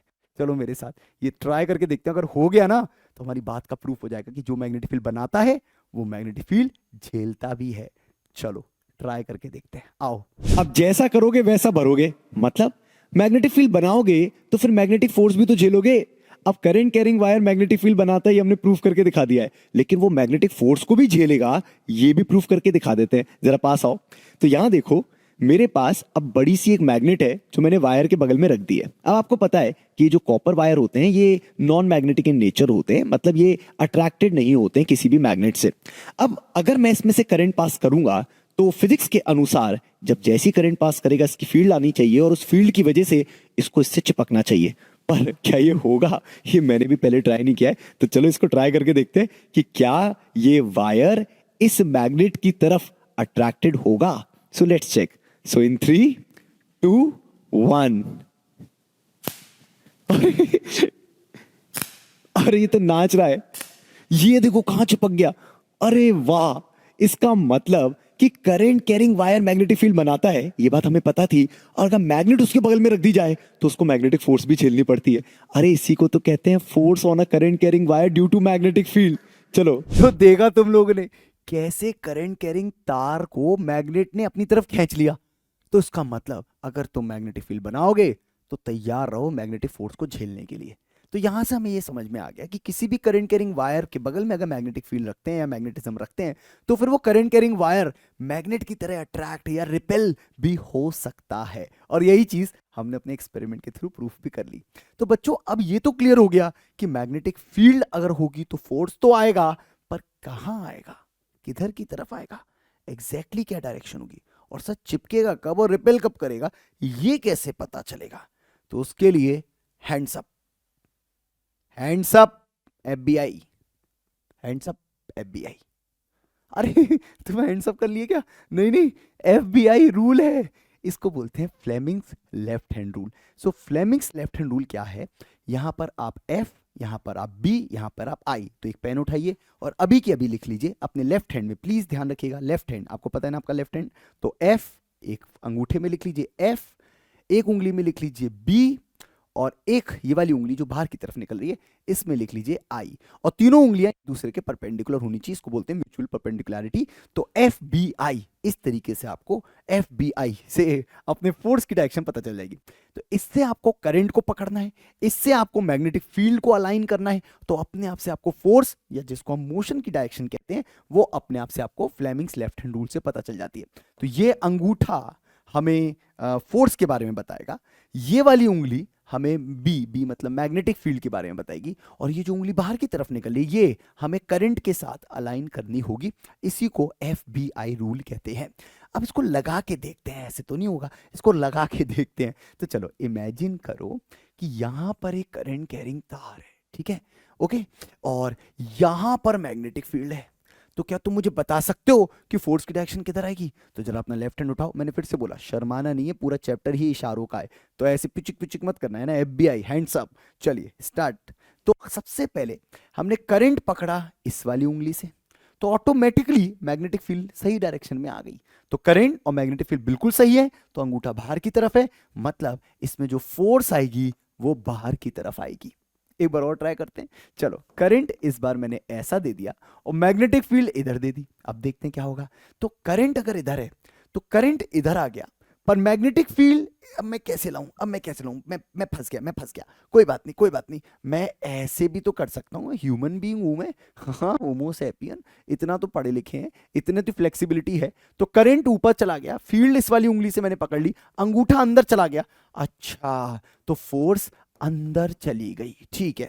अब एक काम करते हैं, करंट बाहर ले लेते हैं, करंट को बाहर ले लेते हैं, मैग्नेटिक फील्ड को ऊपर ले लेते हैं, मैग्नेटिक फील्ड को ऊपर लेते हैं, फिर से लेफ्ट हैंड तैयार रखो। चलो करंट इस उंगली से पकड़ना है, तो करंट बाहर है, करंट बाहर है, सही है ना, करंट बाहर है ना। अब इस वाले को फील्ड की तरफ ले जाओ, टिक टिक टिक टिक टिक टिक टिक टिक टिक टिक टकाक, यहां पर देखो फील्ड पकड़ ली, फोर्स अपने आप से पता चल गई अंगूठे से, लेफ्ट की तरफ फोर्स है, वेरी गुड। चलो फिर से, करंट अंदर है इस बार, मैग्नेटिक फील्ड चलो चलो ऊपर ही दे देते हैं, मैग्नेटिक फील्ड ऊपर है, अब फोर्स की डायरेक्शन बतानी है। तो करंट अंदर है, ये अंदर गया, और मैग्नेटिक फील्ड ऊपर है, टिक टिक टिक टिक टिक टिक टिक टिक टिक टिक टिक टिक टिक टिक टकाक, ये बन गया। तो फोर्स राइट की तरफ आ गई, तो फोर्स अपने आप से राइट की तरफ आ गई। इसी को एफ बी आई रूल या फ्लेमिंग्स लेफ्ट हैंड रूल के नाम से बुलाया जाता है। तो बच्चों ये तो मतलब बिल्कुल सिंपल सिंपल सी बातें हैं, इस पूरे चैप्टर में आपको कोई ज़्यादा न्यूमेरिकल सॉल्व नहीं करने है ही नहीं मेरे हिसाब से। अभी तक मुझे नहीं लगता हमने कोई फॉर्मूला डिस्कस किया है, केवल फील्ड, फील्ड की फीलिंग, फील्ड की डायरेक्शन, फील्ड की डायरेक्शन को निकालने के तरीके, right hand rule, left hand rule, यही चीज़ें पता होनी चाहिए। राइट हैंड रूल फील्ड की डायरेक्शन बताने के काम आता है, और लेफ्ट हैंड रूल फ्लेमिंग्स का फोर्स की डायरेक्शन बताने के काम आता है। तो आई गेस सारे बच्चों की कहानी एकदम सेट हो गई है, राइट। पर सर एनसीईआरटी के कुछ क्वेश्चंस है वो तो सर सॉल्व करा दीजिए। तो देखो तुम लोग तो जानते हो कि मैं एनसीईआरटी के क्वेश्चंस का सही आंसर नहीं दे पाऊंगा, मतलब सही मतलब जो तुम्हें लिखना है वो नहीं बता पाऊंगा एग्जैक्टली, बट हाँ पॉइंट टू पॉइंट सारी बातें बता दूंगा कि ये बातें ध्यान रखनी है, ठीक है। बाकी उसके अगल बगल की इंग्लिश जो 3-5 है वो तुम खुद कर लेना, गिवन डेटा फिवन डेटा सब डायग्राम फायग्राम वो तुम सोच लेना, ठीक है। मैं तो तुम्हें खटाखट खटाखट सारे सवालों से होते हुए ले जाऊंगा। न्यूमेरिकल है नहीं तो ज्यादा दिमाग नहीं लगेगा, जल्दी जल्दी आंसर निकालते हैं। So why does a compass needle get deflected when brought near a bar magnet? लो, compass needle align itself in the direction of magnetic field. Compass needle को मैग्नेटिक फील्ड से फर्क पड़ता है, वो मैग्नेटिक फील्ड के अलाइनमेंट में आती है, इसलिए वो बार मैग्नेट के बगल में डिफ्लेक्ट होती है, क्योंकि बार मैग्नेट के बगल में मैग्नेटिक फील्ड लाइंस होती है। Draw a magnetic field line diagram for a bar magnet. चलो ये तो तुम खुद करोगे। List the properties. लो बेटा, प्रॉपर्टीज भी तुम्हें मैंने सिखा दी। Why don't two magnetic field lines intersect each other? अगर वो इंटरसेक्ट कर गई तो आपको पता है एक पॉइंट पे दो डायरेक्शन हो जाएंगी, जो कि पॉसिबल नहीं है, कंपास कंफ्यूज हो जाएगा, इसलिए ये हमने कर रखा है, लिखा है, ठीक है। The magnetic field line in a given revision is uniform, uniform, uniform. यही है, यही है, यही है। ये वाला टूथपेस्ट नहीं बना देना है, गलती हो जाएगी। हाँ, लगता है सुंदर लेकिन है नहीं ये सही, तो ये गलत है। और ये कहाँ मिलेंगी? ये आपको मिलेंगी सोलेनॉइड के अंदर। सोलेनॉइड अगर लंबा सोलेनॉइड है तो लंबे सोलेनॉइड के अंदर ही अंदर कांस्टेंट फील्ड होती है, ठीक है। चलिए आगे देखिए। Choose the correct option. The magnetic field inside, ओहो हो, देखो long straight solenoid. Long straight solenoid के अंदर क्या होगा? तो देखो लॉन्ग स्ट्रेट सोलेनॉइड का मतलब होता है नेवर एंडिंग, और अगर वो उसको अंत नहीं कर रहा है, अंत नहीं कर रहा है, तो हम उसको कांस्टेंट फील्ड माना करेंगे। तो अब लिखा जीरो गलत है। Decreases as we move towards it. देखो वैसे अगर प्रैक्टिकली सोचा जाए तो डिक्रीज होनी चाहिए, क्योंकि हम जैसे ही बाहर निकलेंगे लाइनें बिखरेंगी तो दूर, पर बोला ना लॉन्ग सोलेनॉइड है, तो long solenoid is same for all points. हम उसको सेम फॉर ऑल पॉइंट्स ही मानते। जब आप 12th में भी पढ़ते हो तो हम मैग्नेटिक फील्ड चाहे यहां लिखे चाहे यहां लिखे चाहे यहां लिखे, हम कहते हैं it is same for all points, ठीक है। पर रियलिटी में कुन्ने पे जाके डिक्रीज होती है, ध्यान रखिएगा। विच of the following property of a proton can change while it moves freely in a magnetic field? अच्छा सुनो, अगर प्रोटॉन चल गया तो करंट बन गया। हाँ यार ये तो सही बात है, प्रोटॉन चल गया करंट बन गया, इलेक्ट्रॉन चल गया तो उल्टी डायरेक्शन में करंट बन गया। तो प्रोटॉन अगर चलता है तो करंट बन जाता है, इस बात का ध्यान रखेंगे। तो which of the following property of a proton while moves freely in magnetic field there will be more than one correct option? ठीक है, क्या चीज चेंज हो सकती है? तो देखो क्या होता है, जब हम लोग प्रोटॉन को किसी मैग्नेटिक फील्ड के कमरे में चलाएंगे तो वो मैग्नेटिक फील्ड प्रोटॉन से बोलेगी बेटा तू तो चलता हुआ चार्ज है, तू तो करंट है, मैं तो तेरे पे फोर्स लगाऊंगी। तो मैग्नेटिक फील्ड उस पर फोर्स लगाती है, और फोर्स लगाने से 9th क्लास में पढ़ाया गया है कि फोर्स लगाने से चीजों का मोमेंटम चेंज होता है। मोमेंटम या वेलोसिटी ये एक्सेशन वर्ड से रिलेटेड होते हैं। तो आपको वेलोसिटी भी चेंज करने का मौका मिल सकता है और आपको मोमेंटम भी चेंज करने का मौका मिलेगा। अब ध्यान से, जो शायद इस समय आपको थोड़ा कम समझ में आए पर मैं कोशिश पूरी करता हूं, क्या है जो ये फोर्स लग रही है बच्चों, अगर आप ढंग से देखें तो ये फोर्स की एक बड़ी गंदी आदत है। ध्यान से देखिएगा, वापस चलते हैं। ये फोर्स की बड़ी गंदी आदत है, बहुत ध्यान से देखिएगा। मैग्नेटिक फोर्स की बड़ी गंदी आदत है कि ये हमेशा परपेंडिकुलर डायरेक्शन में लगती है। समझाता हूं, देखिए इसको, देखिए इसको, देखिए ये एक रस्सी है और ये मैंने इसमें एक बॉल बांध के रखी है। ये रस्सी से मैं बॉल को क्या कर रहा हूं, घुमा रहा हूं, ठीक है। अब आप देखो मेरी रस्सी लगातार बॉल को क्या कर रही है, अंदर खींच रही है। तो क्या मेरे बॉल की स्पीड कांस्टेंट हो गई? क्या मेरे बॉल की स्पीड कांस्टेंट हो गई? हाँ बोलिए जल्दी से, क्या मेरे बॉल की स्पीड कांस्टेंट होगी? मेरी रस्सी लगातार बॉल को अंदर खींच रही है। तो जब ये मेरी फोर्स मैं देख रहा हूं तो फोर्स कहां लग रही है, अंदर की तरफ लग रही है, और डिस्प्लेसमेंट जो हो रहा है वो टेंजेंशियल डायरेक्शन में हो रहा है। तो जब भी फिजिक्स में फोर्स और डिस्प्लेसमेंट एक दूसरे के 90 डिग्री पे होते हैं, 90 डिग्री पे, यही हो रहा था जब मैं बॉल घुमा रहा था, तो ऐसे में आप फिजिक्स में कह सकते हैं कि वर्क डन जीरो हो रहा होगा। 9th क्लास में आपने पढ़ा है work done equals to force into displacement, और 90 डिग्री का जब केस होता है तो 90 डिग्री के केस में वर्क डन जीरो आने लगता है। याद है, याद है, फोर्स और डिस्प्लेसमेंट, और फिर एक कॉस थीटा भी आता है और कॉस 90 जीरो हो जाता है। तो एफ डी कॉस थीटा लिख देता हूं जिससे आपको याद भी हो जाए आज से। तो ये जीरो आ जाएगा क्योंकि थीटा 90 रखने पे कॉस 90 जीरो हो जाता है। तो इसका मतलब इसमें वर्क नहीं हो रहा, और अगर वर्क नहीं हो रहा तो एनर्जी चेंज नहीं हो सकती, मतलब इसकी काइनेटिक एनर्जी चेंज नहीं कर सकते अपन, तो इसकी काइनेटिक एनर्जी फिक्स हो जाती है। अब यही मैग्नेटिक फोर्स की गंदी आदत है। वो जो फोर्स लगाती हैं वो परपेंडिकुलर डायरेक्शन में लगाती हैं, और परपेंडिकुलर डायरेक्शन की जो फोर्सेस होती हैं वो वर्क नहीं कर पाती, वर्क नहीं कर पाती तो एनर्जी के चेंजेस नहीं कर पाती, एनर्जी के चेंजेस नहीं कर पाते तो काइनेटिक एनर्जी फिक्स हो जाती है, और काइनेटिक एनर्जी फिक्स हो जाती है तो स्पीड भी फिक्स हो जाती है। केवल डायरेक्शन बदल सकते हैं लेकिन स्पीड नहीं बदल सकते, और वही बात यहां पर वो आपसे एक्सपेक्ट कर रहा है जानने के लिए। तो ये बात हो सकता है आपने शायद इससे पहले ना सुनी हो, बट अभी सुन लीजिए। मास में तो वैसे भी अपन चेंज नहीं कर सकते, स्पीड में क्यों चेंज नहीं कर सकते, ये पूछिए ये लोगों से, क्यों स्पीड में चेंज क्यों नहीं कर सकते, तो बताएंगे। स्पीड में इसलिए चेंज नहीं कर सकते because the force always act perpendicular to the velocity, और you can say perpendicular to the motion. Force जो है वो मोशन के हमेशा परपेंडिकुलर डायरेक्शन में लगती है, जहां जा रहा होगा, जहां करंट बन रहा होगा उसके परपेंडिकुलर डायरेक्शन में फोर्स लगेगी। इस वजह से no work is done, no work is done, कोई वर्क डन नहीं होगा, और कोई वर्क डन नहीं होगा तो kinetic energy will be constant, and kinetic energy का कांस्टेंट है तो स्पीड विल बी कांस्टेंट। पर direction will change, direction will change, मतलब velocity will not be constant, velocity will not be constant, velocity constant नहीं होगी। ठीक है, तो वेलोसिटी कांस्टेंट नहीं मानते, इसलिए वेलोसिटी चेंज कर सकते हैं, मोमेंटम मास इनटू वेलोसिटी होता है उसको चेंज कर सकते हैं, लेकिन स्पीड चेंज नहीं करेंगे। मजा आया, क्लियर हुआ? तो कुछ बातें थोड़ी सी 11 से रिलेटेड है, पर कोई बात, 12 से रिलेटेड एक्चुअली, पर कोई बात नहीं, अभी थोड़ी थोड़ी फीलिंग लेके चलिए। ठीक है, चलिए आगे बढ़ते हैं। A positively charge particle, alpha particle, wow, alpha particle, helium 24 alpha particle, projected towards the west direction. ठीक है बेटा, नॉर्थ, साउथ, वेस्ट, ईस्ट। तो बेटा नॉर्थ कहां होता है, नॉर्थ कहां होता है, ऊपर।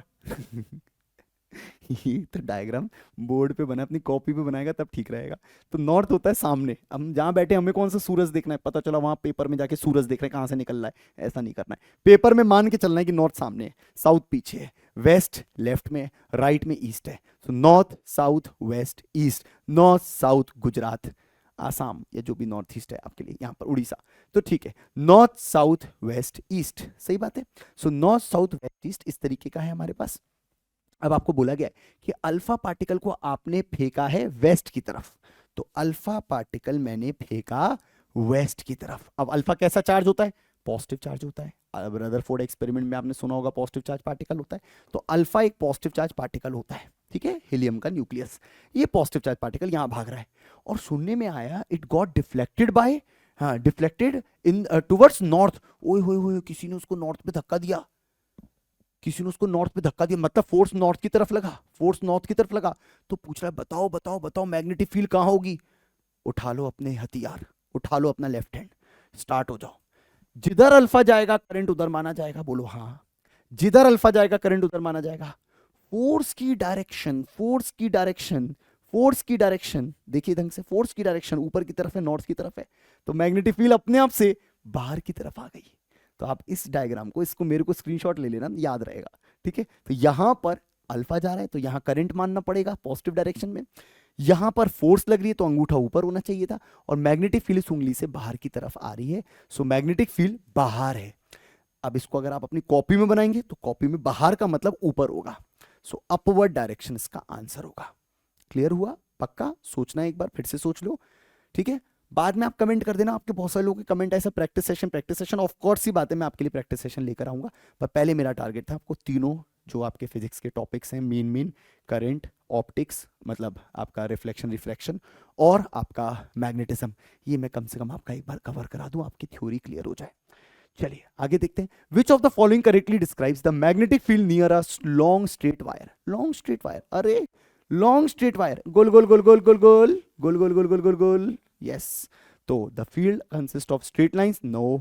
द फील्ड कंसिस्ट ऑफ, अरे यार, the field consist of radial lines. अच्छा रेडियल लाइंस क्या होती हैं, रेडियल लाइंस ये होती हैं, ये इनको बोलते हैं रेडियल लाइंस, है ना। बचपन में क्या बनाते थे, सूरज, फिर सूरज से क्या निकालते थे, रोशनी, इसको बोलते थे radial lines. This is called radial lines. हम रेडियल लाइंस तो नहीं बना रहे हैं, हम तो लूप्स बना रहे हैं, लूप्स बनाए, consist of concentric circles, yes concentric circles. At the time of short circuit the current in the circuit, बेटा शॉर्ट सर्किट, वैसे थोड़ा सा करंट इलेक्ट्रिसिटी का टेस्ट लेना चाहता है ये।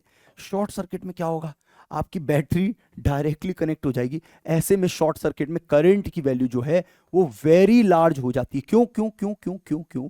क्योंकि रेजिस्टेंस की वैल्यू वेरी लेस हो जाती है, वेरी लेस हो जाती है, ठीक है, बहुत लेस हो जाती है। तो आपका V equal to I R लग जाता है। और आपको पता है कि रेजिस्टेंस कम होने पर और वोल्टेज कांस्टेंट होने पर करंट को बहुत ज्यादा बढ़ना पड़ेगा, ठीक है। चलो next, state whether the following statements are true और false. The field at the centre of a long circular coil carrying current will be parallel straight lines.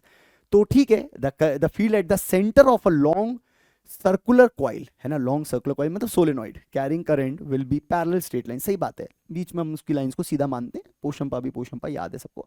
A wire with a green insulation is usually the live wire of an electrical supply. तो green insulation वाला तो earthing होता है ना, ये तो earthing wire होता है।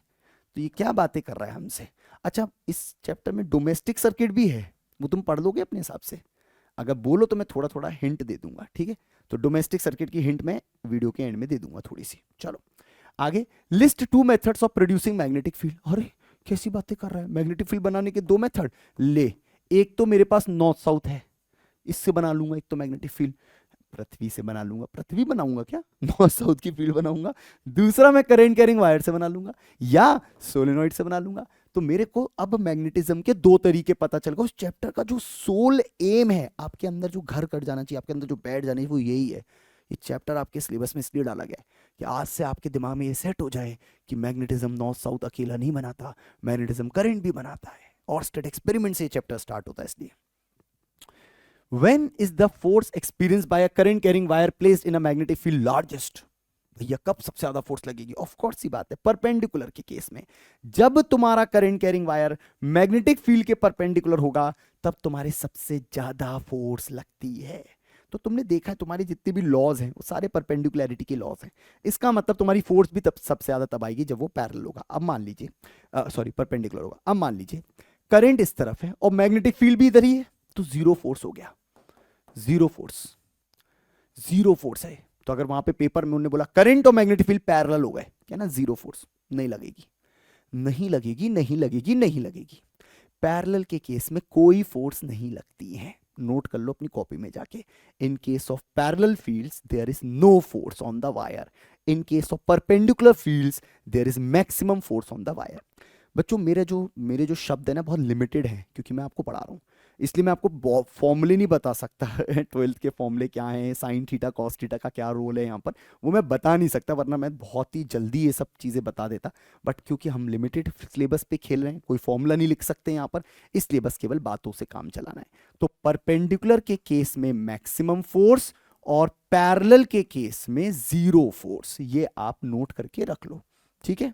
चलिए, imagine that you are sitting in a chamber with your back on one wall, the electron beam back on one wall, ठीक है। The electron beam moving horizontally from back of the wall towards the front wall, ठीक है, back of the wall front wall, ठीक है, is deflected by a strong magnetic field to your right side। अच्छा, तो देखो ऐसा है, अपन ऐसे बैठ जाते हैं, ये अपन बैठ गए, ठीक है, ये दीवार है, मेरे पीछे क्या है, दीवार है।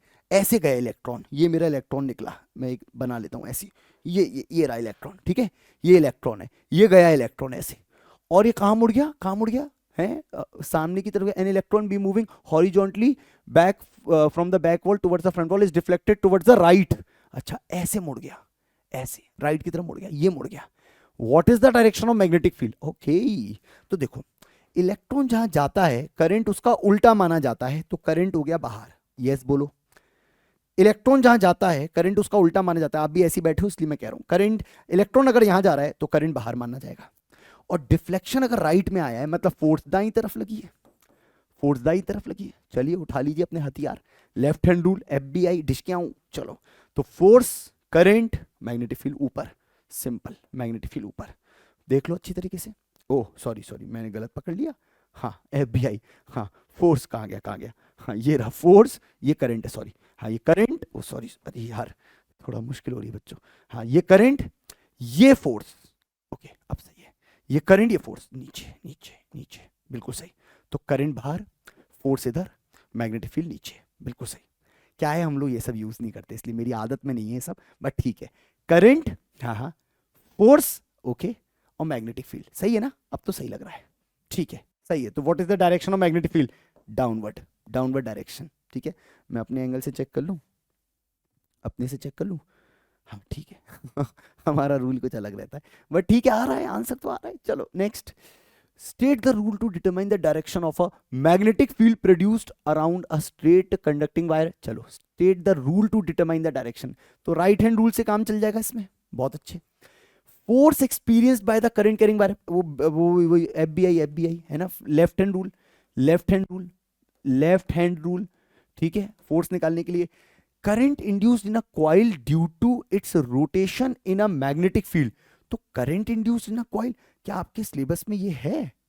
Current induced in a coil, EMI, electromagnetic induction है क्या?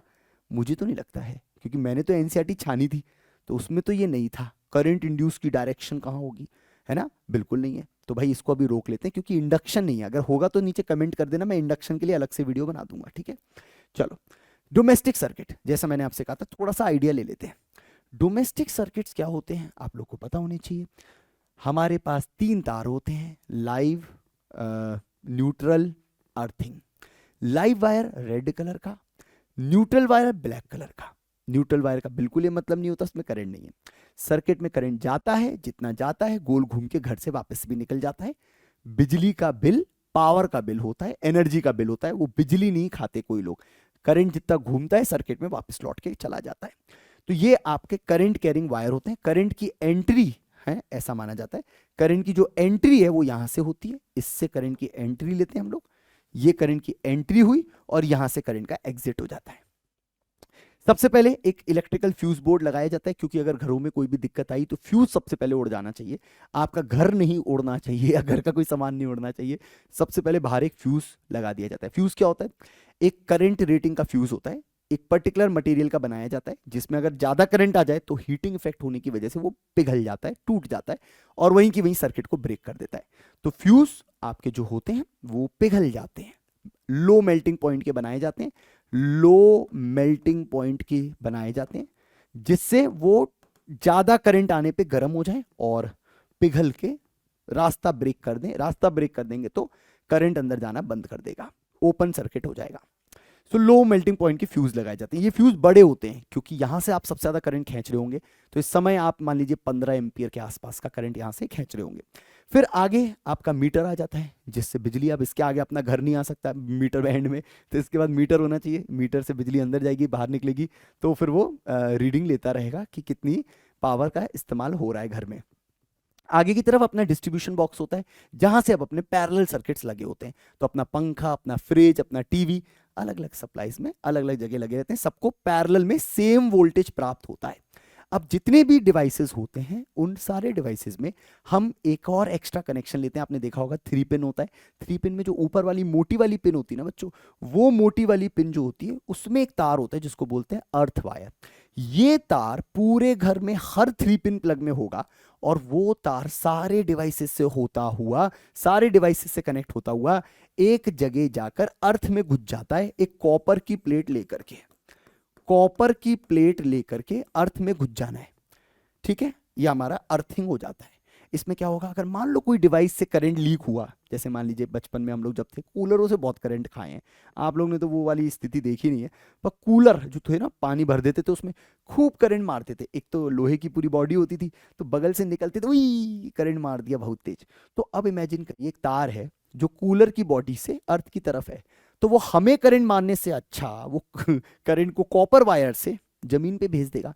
जमीन हमारा 0 वोल्टेज होती है, जमीन हमारा 0 पोटेंशियल होती है, तो 0 पोटेंशियल का फायदा उठाया जाता है और जो भी एक्स्ट्रा करंट होता है या लीकेज करंट होता है, लीकेज करंट, वो सारा लीकेज करंट हमारा पृथ्वी में डाल दिया जाता है, ठीक है। जो कि अच्छी बात नहीं है, क्योंकि लीकेज होना नहीं चाहिए वैसे तो घर में, पर अगर हुआ तो it's for safety.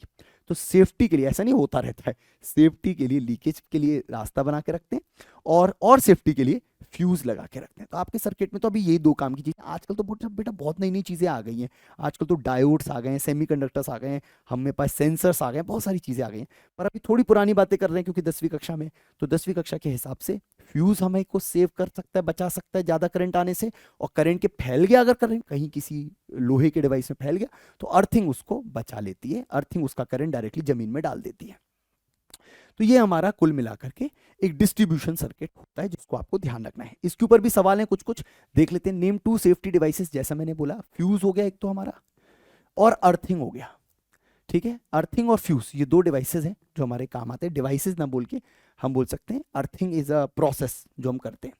An electrical oven 2 kilowatt power rating is operated in a domestic circuit 220 volt that has a current rating 5 ampere, what is the result do you expect. चलो देख लेते हैं क्या हमें एक्सपेक्ट लगता है। तो 2 किलोवाट क्या है पावर, इतने का वोल्टेज, तो करंट पता चल जाएगा। मैंने आपको पिछली क्लास में पावर का फॉर्मूला पढ़ाया था वी। तो 2 किलोवाट, किलोवाट मतलब 10 की पावर 3, और वोल्टेज कितना है 220, तो चलो करंट निकाल लेते हैं। जीरो मारा मैंने, यहाँ पे जीरो मारा तो यहाँ बचा 10 की पावर 2, तो यहाँ बचा 2000 नहीं 200, 200 बटे 22 ये मेरा करंट है। लगभग लगभग इसको सॉल्व करेंगे तो 100 बटे 11, 1199, ठीक है 9 टाइम्स, तो करंट अप्रोक्सीमेटली 9 एम्पियर आ रहा है, 9 एम्पियर करंट आ रहा है। और आपके पास करंट रेटिंग कितनी है 5 एम्पियर। लो बेटा खत्म, फ्यूज उड़ गया। What is the result of the what is the result do you expect, fuse उड़ जाएगा। 5 एम्पियर की एक्सपेक्टेशन लेके बैठे हो, तो ज्यादा से ज्यादा क्या पावर यूज करनी चाहिए थी तुमको, वो भी सुन लो। 220 इंटू 5, ज्यादा से ज्यादा मैक्सिमम पावर तुम्हारी क्या होनी चाहिए थी, 220 तुम्हारा वोल्टेज और 5 का तुम्हारा करंट है, तो 110 इतना वॉट, जिसको लिख सकते थे 1.1 किलोवाट। इससे ऊपर नहीं जाना चाहिए था पावर में, तुम चले गए 2 किलोवाट, तुमने एसी चला दिया, एसी ने करंट खींच लिया 9 एम्पियर का, 9 एम्पियर का करंट खींचा, फ्यूज उड़ गया। तो रेटिंग से ऊपर मत जाना, ठीक है। नेक्स्ट, एन इलेक्ट्रिकल ओवन, ये तो हो गया ना। Next, when does an electrical short circuit occur. Short circuit, अभी मैंने पिछला वीडियो बनाया, मैंने एक ऐसे ना सर्किट बनाया था और एक बच्चे ने उसमें कमेंट भी किया, सर ये तो शॉर्ट हो गया। पहली बात, शॉर्ट क्या होता है तुम पहले शॉर्ट तो समझ लो, शॉर्ट ही नहीं समझते, ये शॉर्ट है, नहीं है शॉर्ट, बिल्कुल भी शॉर्ट नहीं है। तो पहले शॉर्ट का मतलब समझ लो। शॉर्ट का मतलब होता है जब भी कोई तार, कोई भी रेजिस्टर, जब भी कोई तार कोई भी रेजिस्टर के अक्रॉस जुड़ जाए, डायरेक्ट रास्ता बन जाए। यार शॉर्ट सर्किट का मतलब करंट के लिए एक शॉर्ट रास्ता बन जाए जिसमें उसको रेजिस्टेंस से ना निकलना पड़े। तो ऐसे में वो एक ऐसा रास्ता बना लेता है जिसमें वो रेजिस्टेंस से नहीं जाता है। और अगर मान लीजिए सर्किट में केवल केवल एक ही रेजिस्टर था, तो फिर तो भयंकर करंट फ्लो कर जाता है, हाई अमाउंट ऑफ करंट। और हाई अमाउंट ऑफ करंट तो हाई हीट, और हाई हीट तो फिर आग, है ना, आग लगेगी, आग। तो आप क्या है, घर में कुछ भी होता है आप कहते हो आग लग गई, आग लगी, शॉर्ट सर्किट हो गया। शॉर्ट सर्किट ऐसे हुआ होगा, कब हुआ होगा या कैसे होता है, तो ये आपका बल्ब है, ठीक है, या जो भी डिवाइस है, एक तार आने का एक तार जाने का था। अब क्या हुआ, ये तार थोड़े पास आए पास आए पास आए और ये आपस में छुड़ गए, तो करंट सीधा निकलना चालू कर दिया, ऊपर के रेजिस्टर से जाना बंद कर दिया। इसको शॉर्ट कहते हैं। अब मैं जो डायग्राम बना के देता हूं, ये शॉर्ट कहां हुआ, जरा दिखाना, ये शॉर्ट कहां है, नहीं है, ऐसा लग रहा है आपको केवल। आप देखिए यहां से आप यहां थोड़ा ना जा पाए, यहां से तो आप यहां गए हो, एक भी रास्ता ऐसा ढूंढ के दिखा दो जिसमें जीरो रेजिस्टेंस हो। यहां से वहां जाना है, ए से बी जाना है, जरा ढूंढ के दिखाओ एक भी रास्ता जिसमें बिना रेजिस्टेंस के ए से बी पहुंच जाओ, ढूंढ के दिखाओ, कहीं ना कहीं फंसी जाओगे। देखो जब यहां से जाओगे तो यहां फंस गए, यहां रजिस्टर हैं, फिर यहां से जाओगे, यहां से जाओगे तो यहां देखो, यहां से यहां पे भी हो बीच में, तो यहां तक पहुंचोगे कैसे, करंट किसी ना किसी रास्ते से तो पहुंच ही होगे ना यहां पर। तो आप समझ जाओगे कि हमें ऐसा रास्ता चाहिए जो रेजिस्टर के अक्रॉस लगाओ, क्या क्या क्या, रेजिस्टर के अक्रॉस लगाओ, ऐसा। ये शॉर्ट है, फिर से ये शॉर्ट है, और फिर से ये शॉर्ट है। अब ये शॉर्ट है, या मैं डायरेक्टली तीनों को शॉर्ट कर दूं, तीनों को शॉर्ट करके दिखाऊं, देखो तीनों को शॉर्ट कैसे करते हैं, ये तीनों को शॉर्ट कर दिया, ये शॉर्ट है, बिल्कुल शॉर्ट है, सही है एकदम, क्लियर ना। इसको शॉर्ट सर्किटिंग कहते हैं। तो when does short circuiting occurs, when we connect a direct wire और we touch a direct wire across a resistor. हम किसी रेजिस्टर के अक्रॉस वायर को टच करा देते हैं, वो भी zero resistance, just a wire, तो वो शॉर्ट सर्किटिंग कहलाता है। what is the function of an earth wire, why it is necessary, मैंने बता दिया। अर्थ वायर आपको लीकेज करंट को आपको बचा लेता है, लीकेज करंट जो होता है उससे आपको बचा लेता है, और एक्स्ट्रा करंट सारा पृथ्वी में डाल देता है। तो मुझे लगा एक एक्स्ट्रा क्वेश्चन है वो जो ईएमआई वाला, है ना, वो मुझे बता देना। इलेक्ट्रोमैग्नेटिक इंडक्शन मुझे तो नहीं दिखा था एनसीईआरटी में, तो इसलिए मैंने बताया नहीं। बट अगर आपको लगता है वो कॉइल में है, जनरेटर वाला जो इफेक्ट पहले था 10th में, तो अगर आपको वो पढ़ना है तो आप वीडियो के नीचे कमेंट कर दीजिएगा। अब आपको केवल 3 चीज़ों पे बात करनी है मुझसे। पहला, आपको प्रैक्टिस चाहिए, तो कितनी लेवल की प्रैक्टिस चाहिए? क्या आपको 10th क्लास से रिलेटेड प्रैक्टिस चाहिए, केवल पीवाईक्यूज की प्रैक्टिस चाहिए, या आपको थोड़ा बियॉन्ड जा करके प्रैक्टिस चाहिए, या आपको केवल एनसीईआरटी लेवल की प्रैक्टिस चाहिए? तो आप ये कमेंट करिएगा। दूसरा, आपको अब टेस्ट कितने देने हैं, किस तरीके के देने हैं, वो बता दीजिएगा। तो आपको अपनी तैयारियों में हमारी कहाँ आवश्यकता है, अब आपको ये कमेंट करना है, ठीक है ना। तो सारे बच्चे लेक्चर जहाँ जहाँ पसंद आया हो वो कमेंट करिएगा। जहाँ आपको लगा हो कि मज़ा आया, आपको फीलिंग आई, आपको फिजिक्स देखने का मौका मिल रहा है, विजुलाइज करने का मौका मिला, वहाँ कमेंट करिएगा। और दूसरा, जहाँ आपको लगता है आपकी रिक्वायरमेंट्स हैं, जो आपको लगता है मुझे करना चाहिए आपके लिए, आप उसको कमेंट कर दीजिएगा। मेरे पास जैसी समय निकलेगा मैं आपके लिए कुछ ना कुछ ज़रूर लेकर के आऊँगा, ठीक है। तो बच्चों, मिलते हैं अपने नेक्स्ट लेक्चर में। All the best for your 10th exams. I hope सबकी पढ़ाइयाँ ज़बरदस्त चल रही हो, सबने मेरे करंट एक्सिटी के लेक्चर को फ़ायदा उठाया हो, सबने मेरे रिफ्लेक्शन और रिफ्लेक्शन के लेक्चर्स का भी फ़ायदा उठाया हो, और सबको फिजिक्स अब बहुत बढ़िया से समझ में आ रही हो।